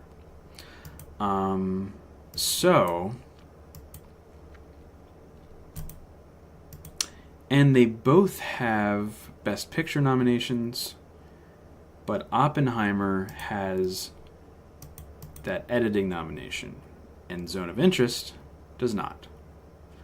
And there is a very strong correlation between editing and sound at the Academy Awards. So, hold that. So a part of me wants to say that Oppenheimer's going to walk away with this, but I feel like Zone of Interest could pull off a surprise here. Deservedly so, because that is actually my personal pick. With Oppenheimer in a close second. Sound work in Oppenheimer is incredible. Trinity test sequence, say no more. The gymnasium scene, say no more. The rest of the movie, arguably, say no more. But the Zone of Interest does not work as well as it does without the sound work. Like, that is what makes the film so effective. There's other aspects of the film that make it effective as well, but the sound is really what makes it wholly unique in its vision and in its portrayal. The Zone of Interest is when you know, visually, it's a historical drama and a familial drama. Auditorily, it's a horror film. And there's very little films that have ever done that. From what I know, from what I can understand, and what I'm aware of. It makes the movie. It arguably makes the movie, the sound work. So that would be my personal pick, for sure. But as far as a prediction, like I said, this is between Zone and Oppenheimer. Those two guild wins are pretty strong, and the editing nomination makes it even stronger. But Zone might be able to pull off a surprise. Might be able to pull off a surprise after the BAFTA win. So, I don't know. We might have to go to the polls here. We might have to see what the experts are saying on Gold Derby and, of course, on Next Best Picture. So let's just see what other people are saying. I need some other opinions here. I need some other insights. Let's see. Gold Derby and Next Best Picture. Oscar predictions by experts. Category, sound. Next Best Picture. Oscar predictions, best sound. Here we go. All right. Here we go. Gold Derby. We have Oppie, Oppie, Oppie. Oppie, Zone, Oppie. Oppie, Oppie, Oppie. Oppie, Zone, Oppie. Zone, Zone, Oppie. Zone, Oppie, Oppie. Oppie, Oppie, Oppie. Oppie, Oppie, Oppie. Oppie, Oppie. Okay, so mostly Oppie. And the rest Zone. So how many people said Zone? 1, 2, 3, 4, 5. 5. Only 5 out of 26. Jeez. Okay. And how about NBP? My people at NBP. Oppie, Oppie, Oppie, Oppie, Oppie, Oppie, Oppie, Oppie, Oppie, Oppie, Oppie, Oppie across the board. Okay. Okay, yeah. So I guess those 2 guild wins really really gave Zone a run for its money, huh? Okay, well, I respect that. I still think Zone has a small chance, but I think I'm going to predict Oppie. But be on the lookout for Zone. Be on the lookout for Zone is all I'm saying. I think Alpie's got this. The 2 guild wins and that editing and sound correlation is very strong. So that's another reason why that we should go for that. So gonna predict Oppie. Okay, here we go. Visual effects. Now this is probably one of the hardest categories to predict. I really wish this was easier, but this is what we got. This is what we have to deal with, folks. So Critics' Choice. So we all know what happened to Oppenheimer. Right? We all know what happened to Oppenheimer. Oppenheimer was deemed ineligible for visual effects at the Oscars. Boo-hoo. It was nominated at both Critics' Choice and VES. However, it won at Critics' Choice, of course. And I was like, okay, well, what are we gonna do? And then at BAFTA, Poor Things won over all of those other films that were nominated for the Oscar. So that didn't help us because Poor Things didn't make it into visual effects at the Oscars. And the only other precursor that we can go off of is VES, which is the visual effects precursor. And the creator won. And then Godzilla -1 snuck into the race here. And some people were even predicting that to pull off a surprise win. As impressive as the effects work there is. If Godzilla -1 wins, it would be like an Ex Machina-esque upset. And if you guys don't know, a film, Alex Garland's film, Ex Machina, won visual effects over Mad Max Fury Road, which was sweeping all the techs that year. It won over Mad Max, and that was like a huge upset that kind of came out of nowhere. If Godzilla does the same thing here, that would be similar to that situation, to that scenario, if you will. I think the safe pick would be the creator because it won VES, and the visual effects are very strong in that film. I don't think Guardians has a shot. Maybe Napoleon has a strange shot because it got some other technical nominations. And even Mission Impossible because that got into Best Sound, I believe. I don't know. This is really tough. The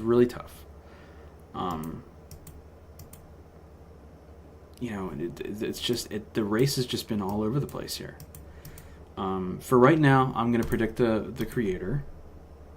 And I'm just going to quickly see what the experts say as well. Going back to Gold Derby. I should just keep this up, huh? Screw predictions by experts. And visual effects. Whoa, Godzilla. Oof. Are you kidding me? Godzilla, Mission Impossible Godzilla. Godzilla the creator. Godzilla. Dude, everyone's saying Godzilla. What the hell? Creator Godzilla, creator Godzilla. Creator Godzilla, creator Godzilla. Wow. People really think Godzilla's gonna happen, huh? Interesting. Why? I don't really understand. Is it just because of narrative? Is it just like I dig it? I'm not discrediting it at all. I'm just curious as to why. Like it's blanked on every precursor until the Oscars. I don't know. Like The Creator just makes more sense to me because it has a sound. It has a sound nomination. It has another nomination, another technical nomination, and it won at VAS. What's the? Let's see. Oscars visual effects. What does the visual effects and VES correlation look like?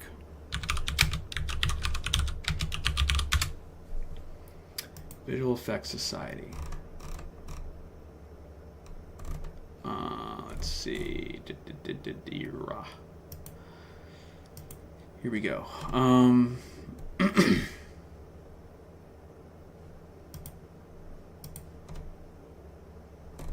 this is for we need other years. Here we go. 2023, The Creator. Okay. Way of Water. Okay, so Creator. Way of Water.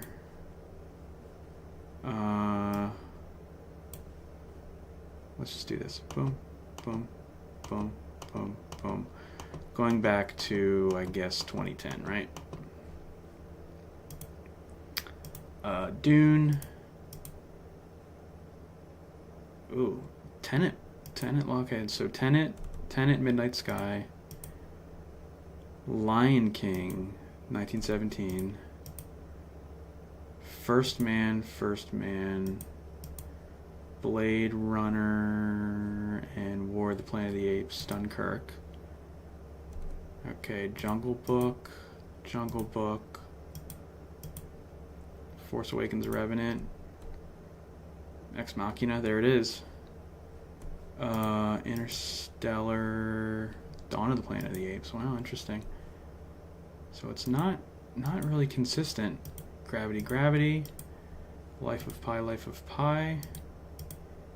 Rise of the Planet of the Apes, Hugo. Inception. Okay. So it's not completely one-to-one, but it's like still kind of strong. Doesn't really help.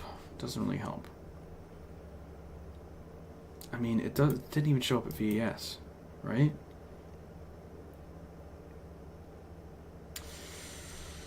Yeah. Interesting. Let's see what next best picture. Let's see what they say.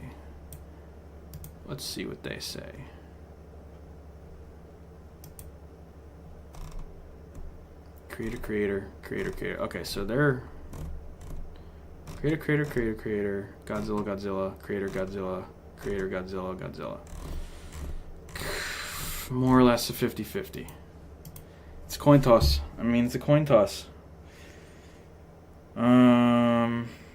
I'm going with my gut. I'm gonna say the Creator for now. I'm gonna say the Creator for now. Sure, if Godzilla wins, I would be tickled. That would be great. That would be a crazy surprise win. But I just can't ignore the VES win, and I can't ignore the sound nomination and the strength of the visual effects in that film. I just can't. I can't do it. My personal pick.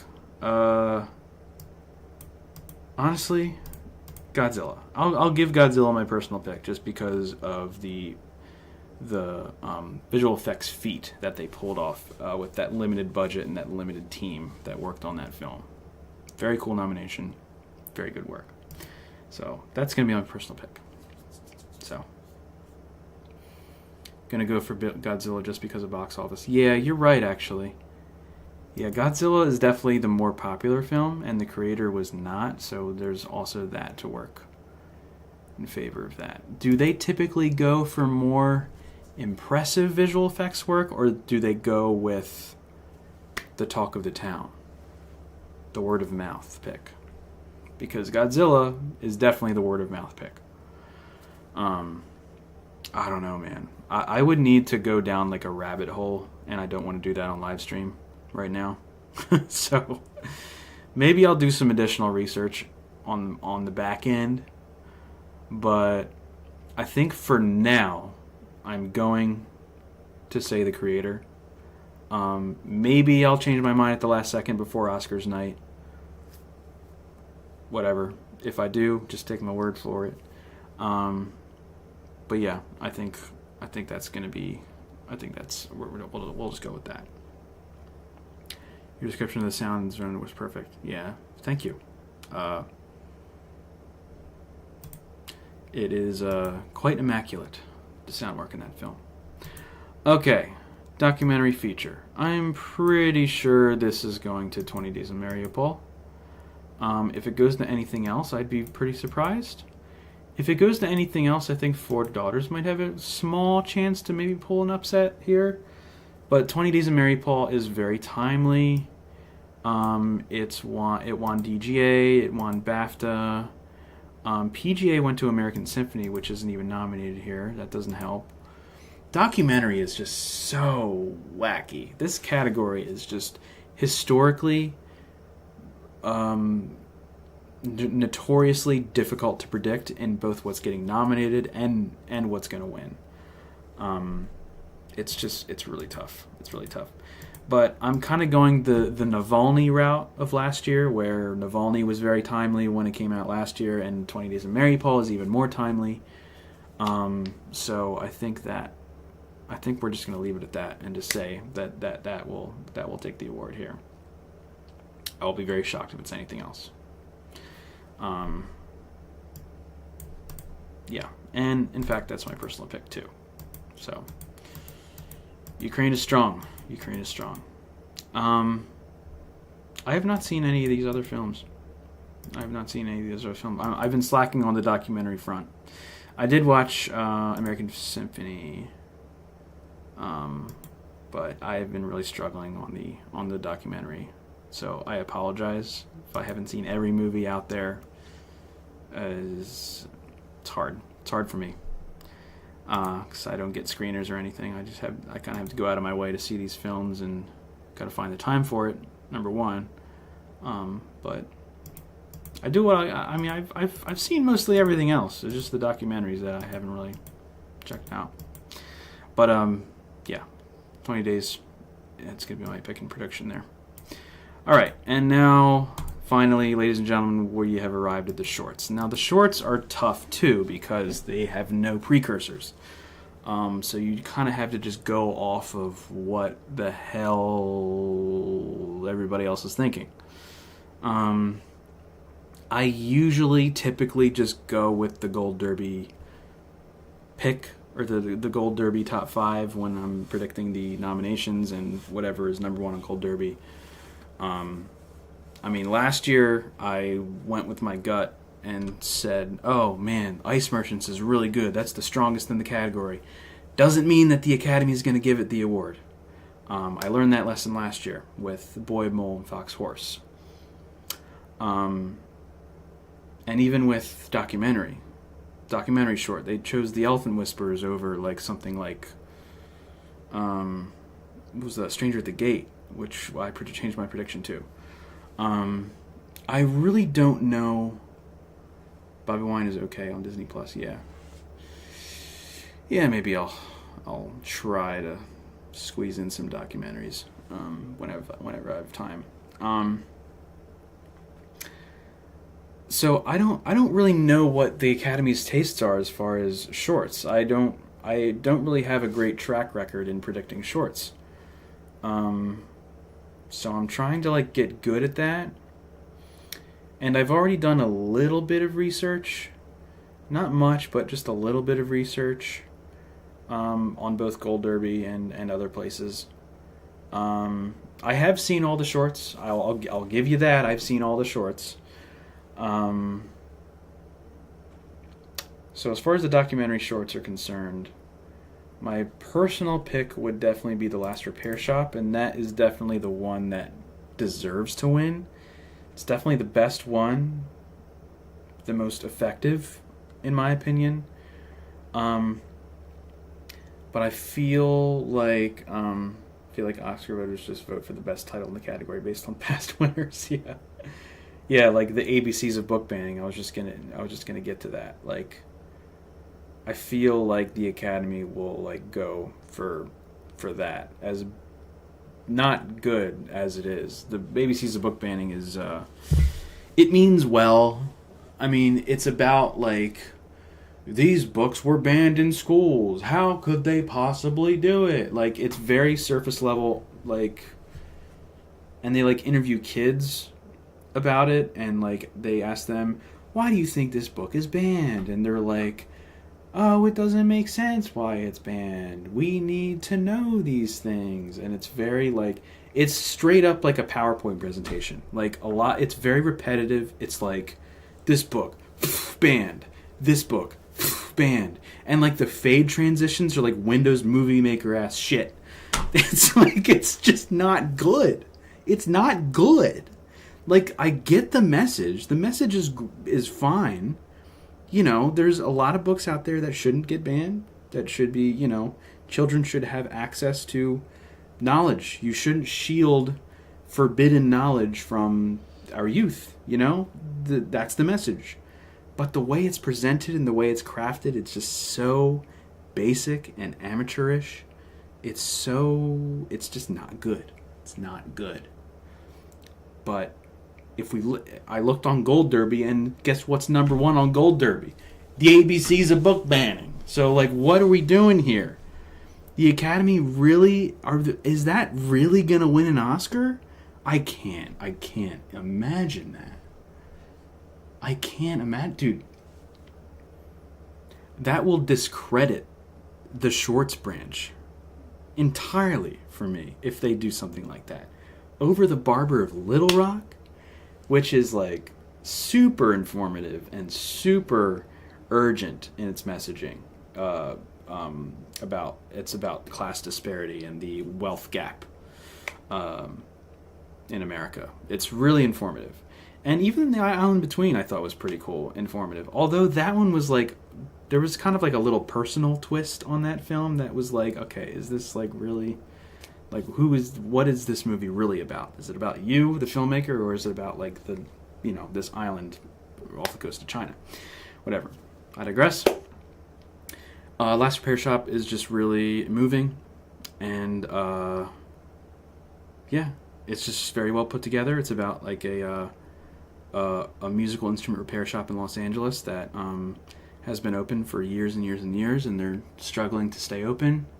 And it goes through each like repair person in the thing, and it tells them their backstory and why they do what they do, and then they interview the kids who have these instruments, and they all play together at the end. It's like super cool.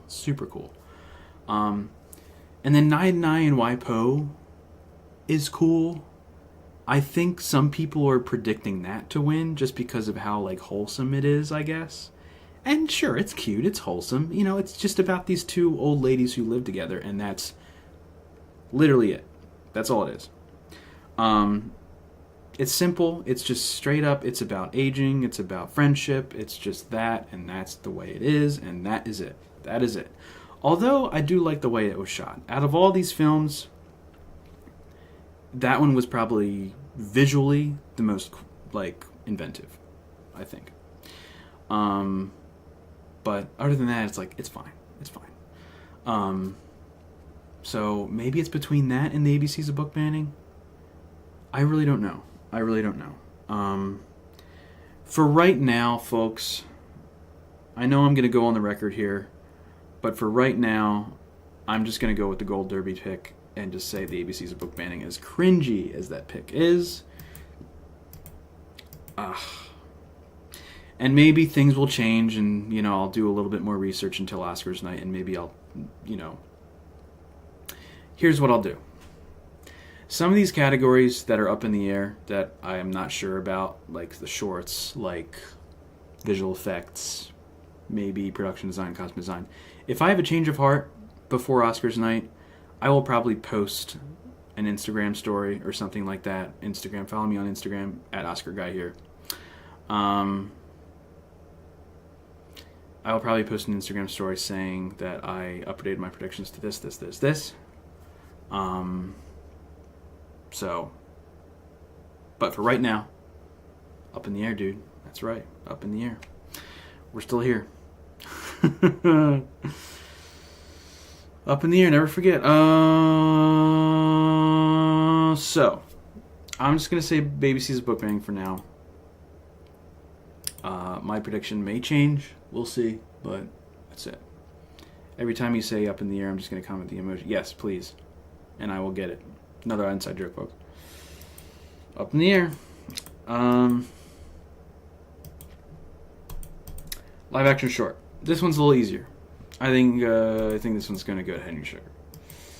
I think this is Wes Anderson's shot to finally win an Oscar. He's been kind of goose-egged, you know, ever since Grand Budapest Hotel. You know, Grand Budapest Hotel was really his last film that really garnered the recognition from the Academy. And I know Isle of Dogs was nominated for Best Animated Feature, but ever since then, like, he's been kind of goose-egged. Like, French Dispatch, goose-egged. Asteroid City, unfortunately, goose-egged.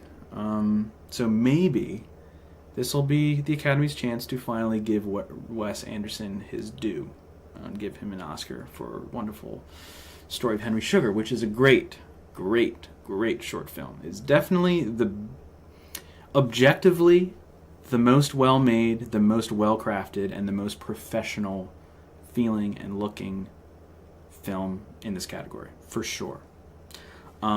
So I think it only makes sense to predict that.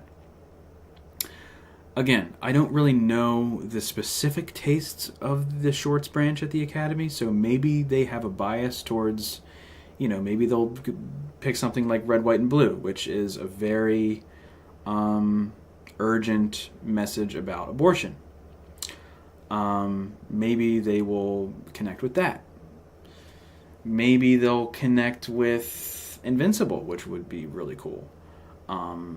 I just really hope they don't go with The After, because, again, I did see all these shorts. I would say 3 of them are great, and 2 of them are, one of them is fine, and then one of them is just not good. The After is not good. It's not good. It's very surface level exploration of grief. You don't know anything about this character. You're supposed to empathize with this character.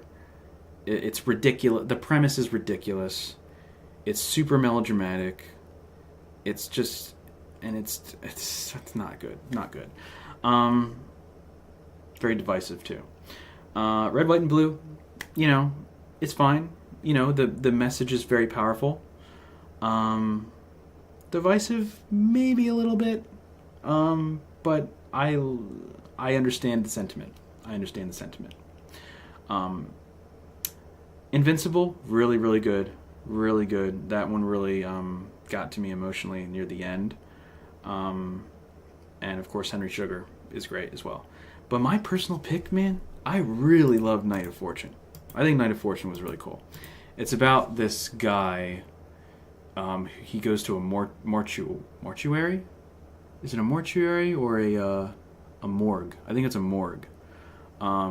He goes to visit his wife, and his wife is in the coffin, and he goes to visit, and like he can't bring himself to like open up the casket. And then like there's this other guy there who's going to see his wife, but he ends up being like a crazy guy, and he doesn't really have anybody at the morgue, and he's just kind of there. And they kind of make a connection, and he kind of builds up the courage to like confront his deceased wife. It sounds really sad, but there's a lot of really good dark humor in it. So it is really good. It's really, really good. It really surprised me. I thought it was awesome.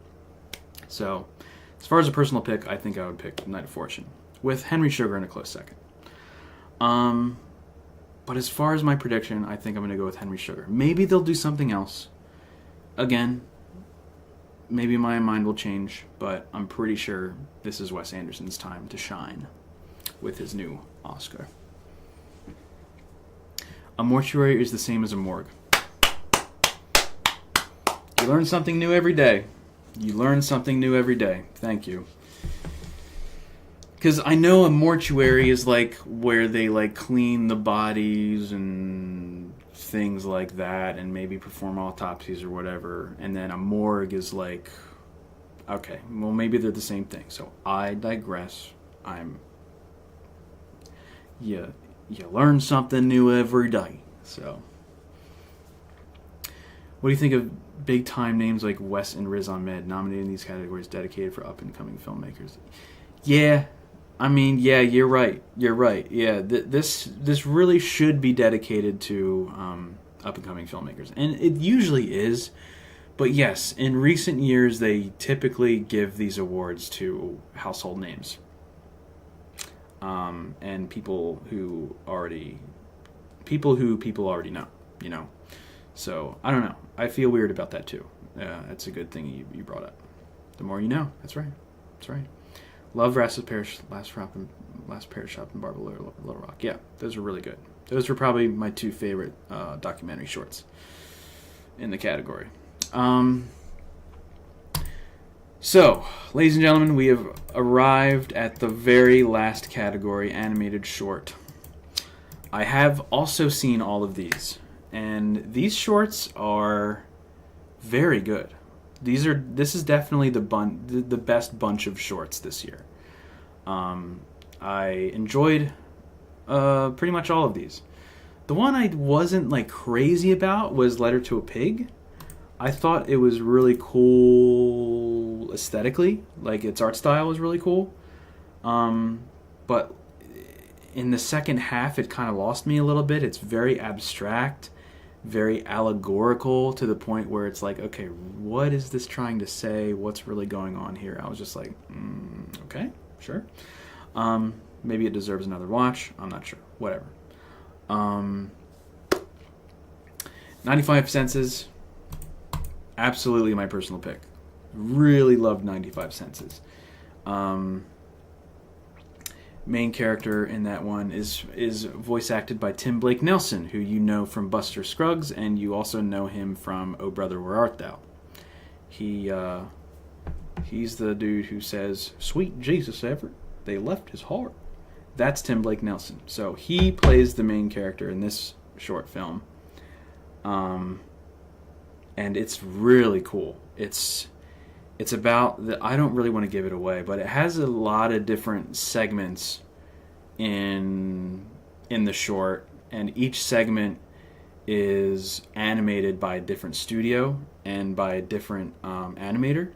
There's a lot of different like animation styles and mediums in these like little vignettes that showcase one of the human senses.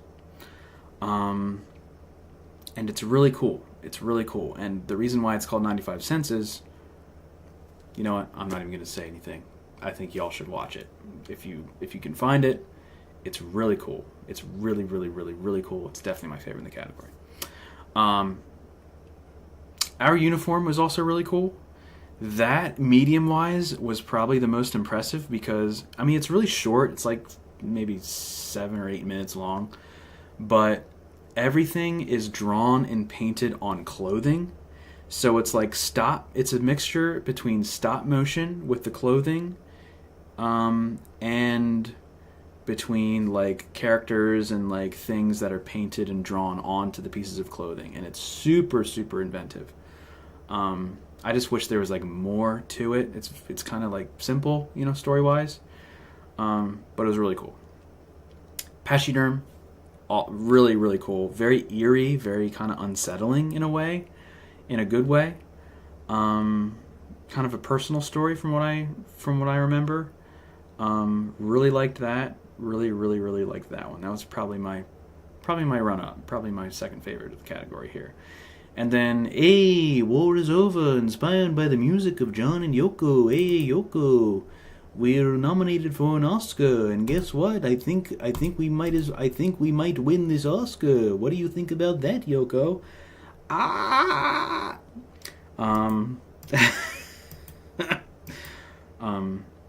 This might win. War is Over might win. I think after what's it called? The boy, the mole, the fox, the horse, the rabbit, the frog, the pachyderm, the echidna, whatever the hell that thing was called last year. That was a very like sentimental, sappy, kind of kids friendly, very emotional kind of short film.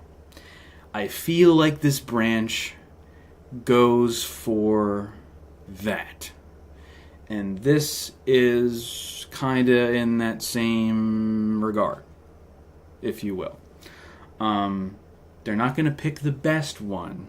They're going to pick the one that makes them feel the most. You know what I'm saying? I think Oscar voters will connect to this. And without giving too much away, it's about, you know, this war that's going on. And there's a group of people. I don't know if it's a group of people, but I think it's one person on each side of the battle that have a chessboard. And as this war is going on, the person on each side of the battlefield is playing chess with the other person, and they use a pigeon. They write down like their move, and then they give it to the pigeon, and the pigeon flies over the battlefield, and then gives it to the other guy, and then they play chess back and forth, and then they get to like a check. I don't think it's a checkmate, but I think it's like a check. And they get to a check, and then they're like, "Oh, we're doing a battle," and then they go to battle, and then the two guys meet up, and then I'm not going to say anything else. I don't want to spoil it. But then there's like a needle drop. There's a needle drop in the thing near the end, and it's supposed to like get you right here. And for some people it works. For me, it kind of worked. And then for other people think it's a little cheesy and campy and divisive, and it's, you know, and that's why people think, from the research that I've done, I think Oscar voters are going to connect with that. I think they're going to go on the side of, like, oh, that really got us, man. Oh man, war is over. If you want it, war is over, man. That's the needle drop, by the way. So yeah, I think that might end up winning. And you know, it's fine. I don't hate it. Like, I see a lot of people kind of hating on this one. I think it's fine. It's okay. I mean, you know, the message is war is bad. Okay, the war is bad. And you know, John and Yoko. There's that name. The name. Hey, John. Hey, Yoko. We're attached to a film, so guess what? People are gonna know what it is and who we are, and then we're going to win Oscar Gold because we got to the hearts of Academy voters. What do you think about that, Yoko? Okay, it's a joke I'll never give up. So I think that's gonna win, man. I think that's gonna win. If it goes to 95 senses, that would be the most based pick. But I think War is Over might take this. War's bad, okay? Alright, folks.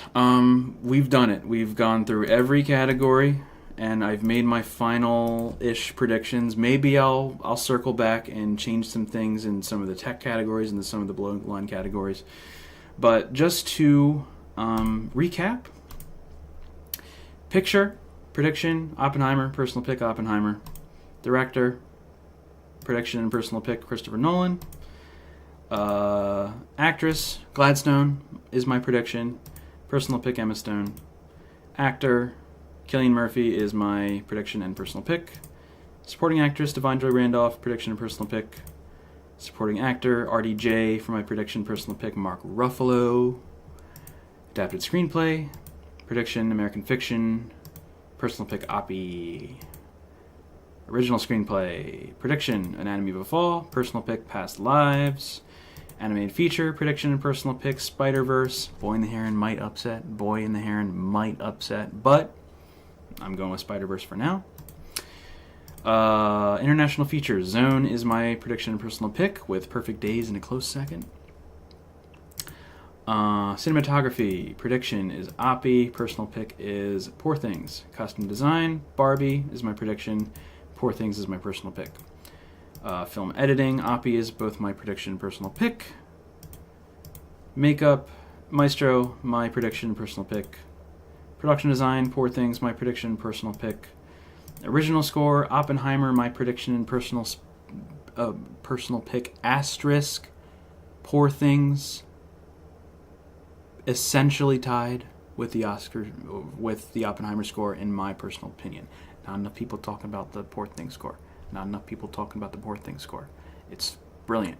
Stop stealing the limelight, Goranson. Although, yes, the Oppenheimer score is a masterpiece.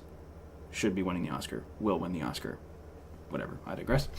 Original song. What Was I Made For? Prediction and personal pick with Wajaji, close second. Really cool nomination. Shout out. Sound. Prediction, Oppenheimer. Personal pick, Zone. Visual effects. Prediction for now, The Creator. Personal pick and possible upset, Godzilla -1. We'll see. We'll see. Rip Oppenheimer. Documentary feature. 20 Days of Mary Paul. Prediction and personal pick. Documentary short. ABC's a book banning. Cringe. Prediction. Last Repair Shop. Personal pick. Live action short. Prediction. Henry Sugar. Personal pick. Night of Fortune. Animated short. Prediction. Hey, Yoko. Prediction. Personal pick. 95 Senses. Ladies and gentlemen, those are my final Oscar predictions.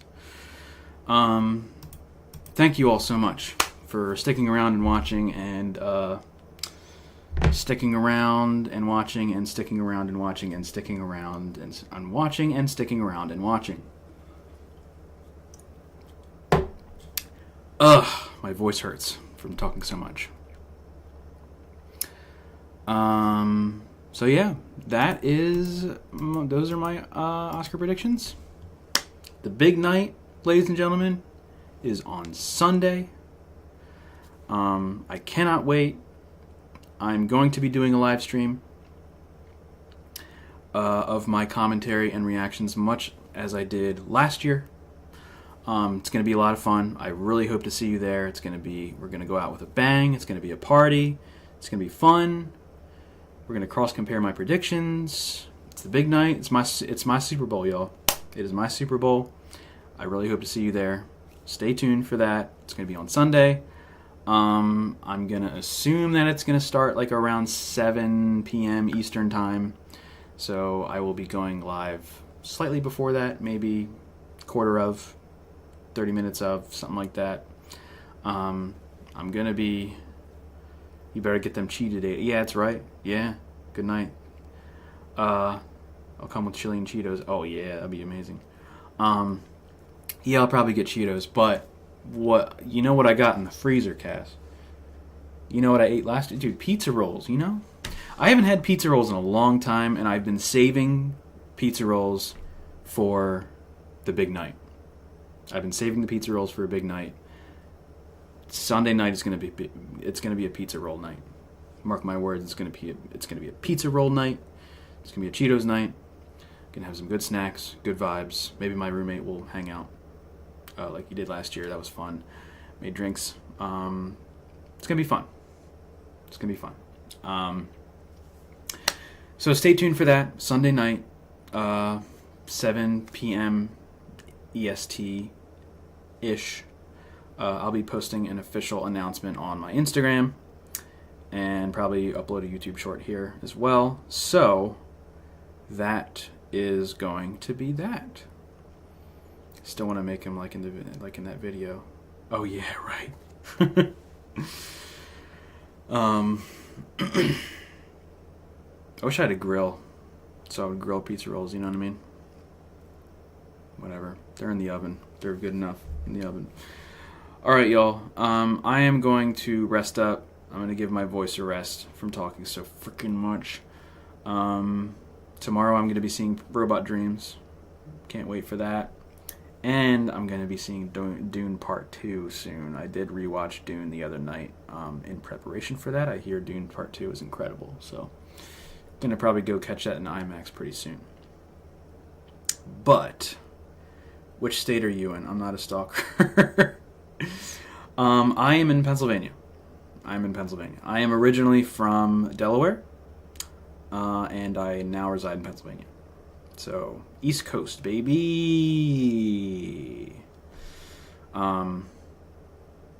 Where's everyone from? Now that you've brought that question up, I am curious. Where's everyone from? Where are you from? You don't need to answer. I'm just curious. We can wait. I mean, I'm wrapping up the live stream now, so whatever. Comment down below. Indiana, okay. Gary, Indiana. Probably not Gary, Indiana, but I've never been to Indiana. But cool. Hell yeah. The Lewis Fish Heist. That's right. That's right. Shout out to Lewis Fish Heist. Shout out to GR.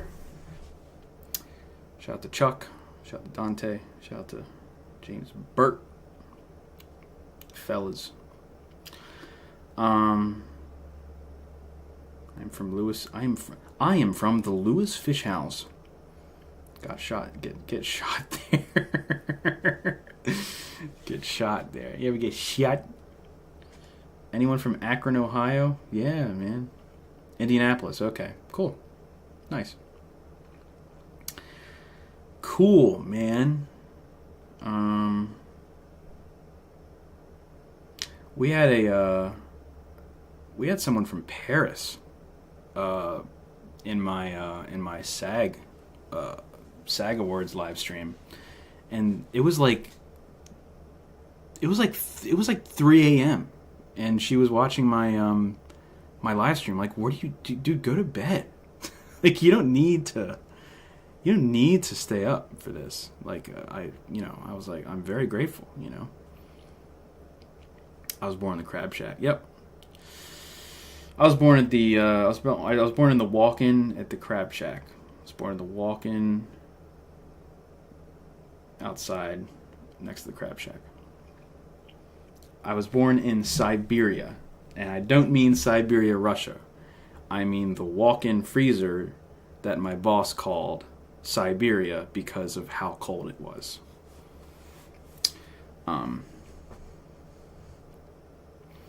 It's conceived in the fish house parking lot, born in the crab. That's right.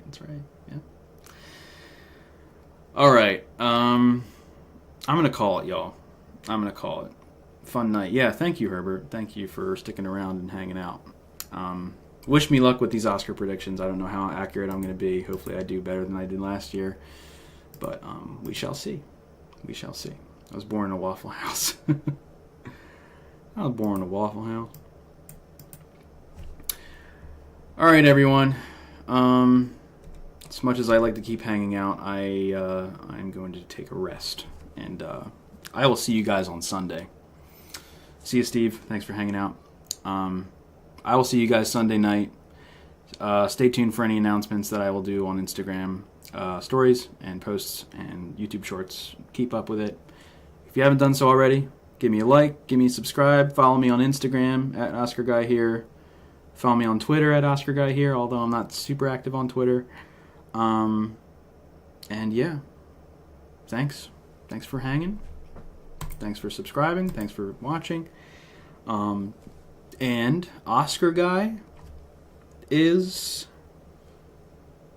out. See you, folks. Next up is the big night. See you then. Peace out.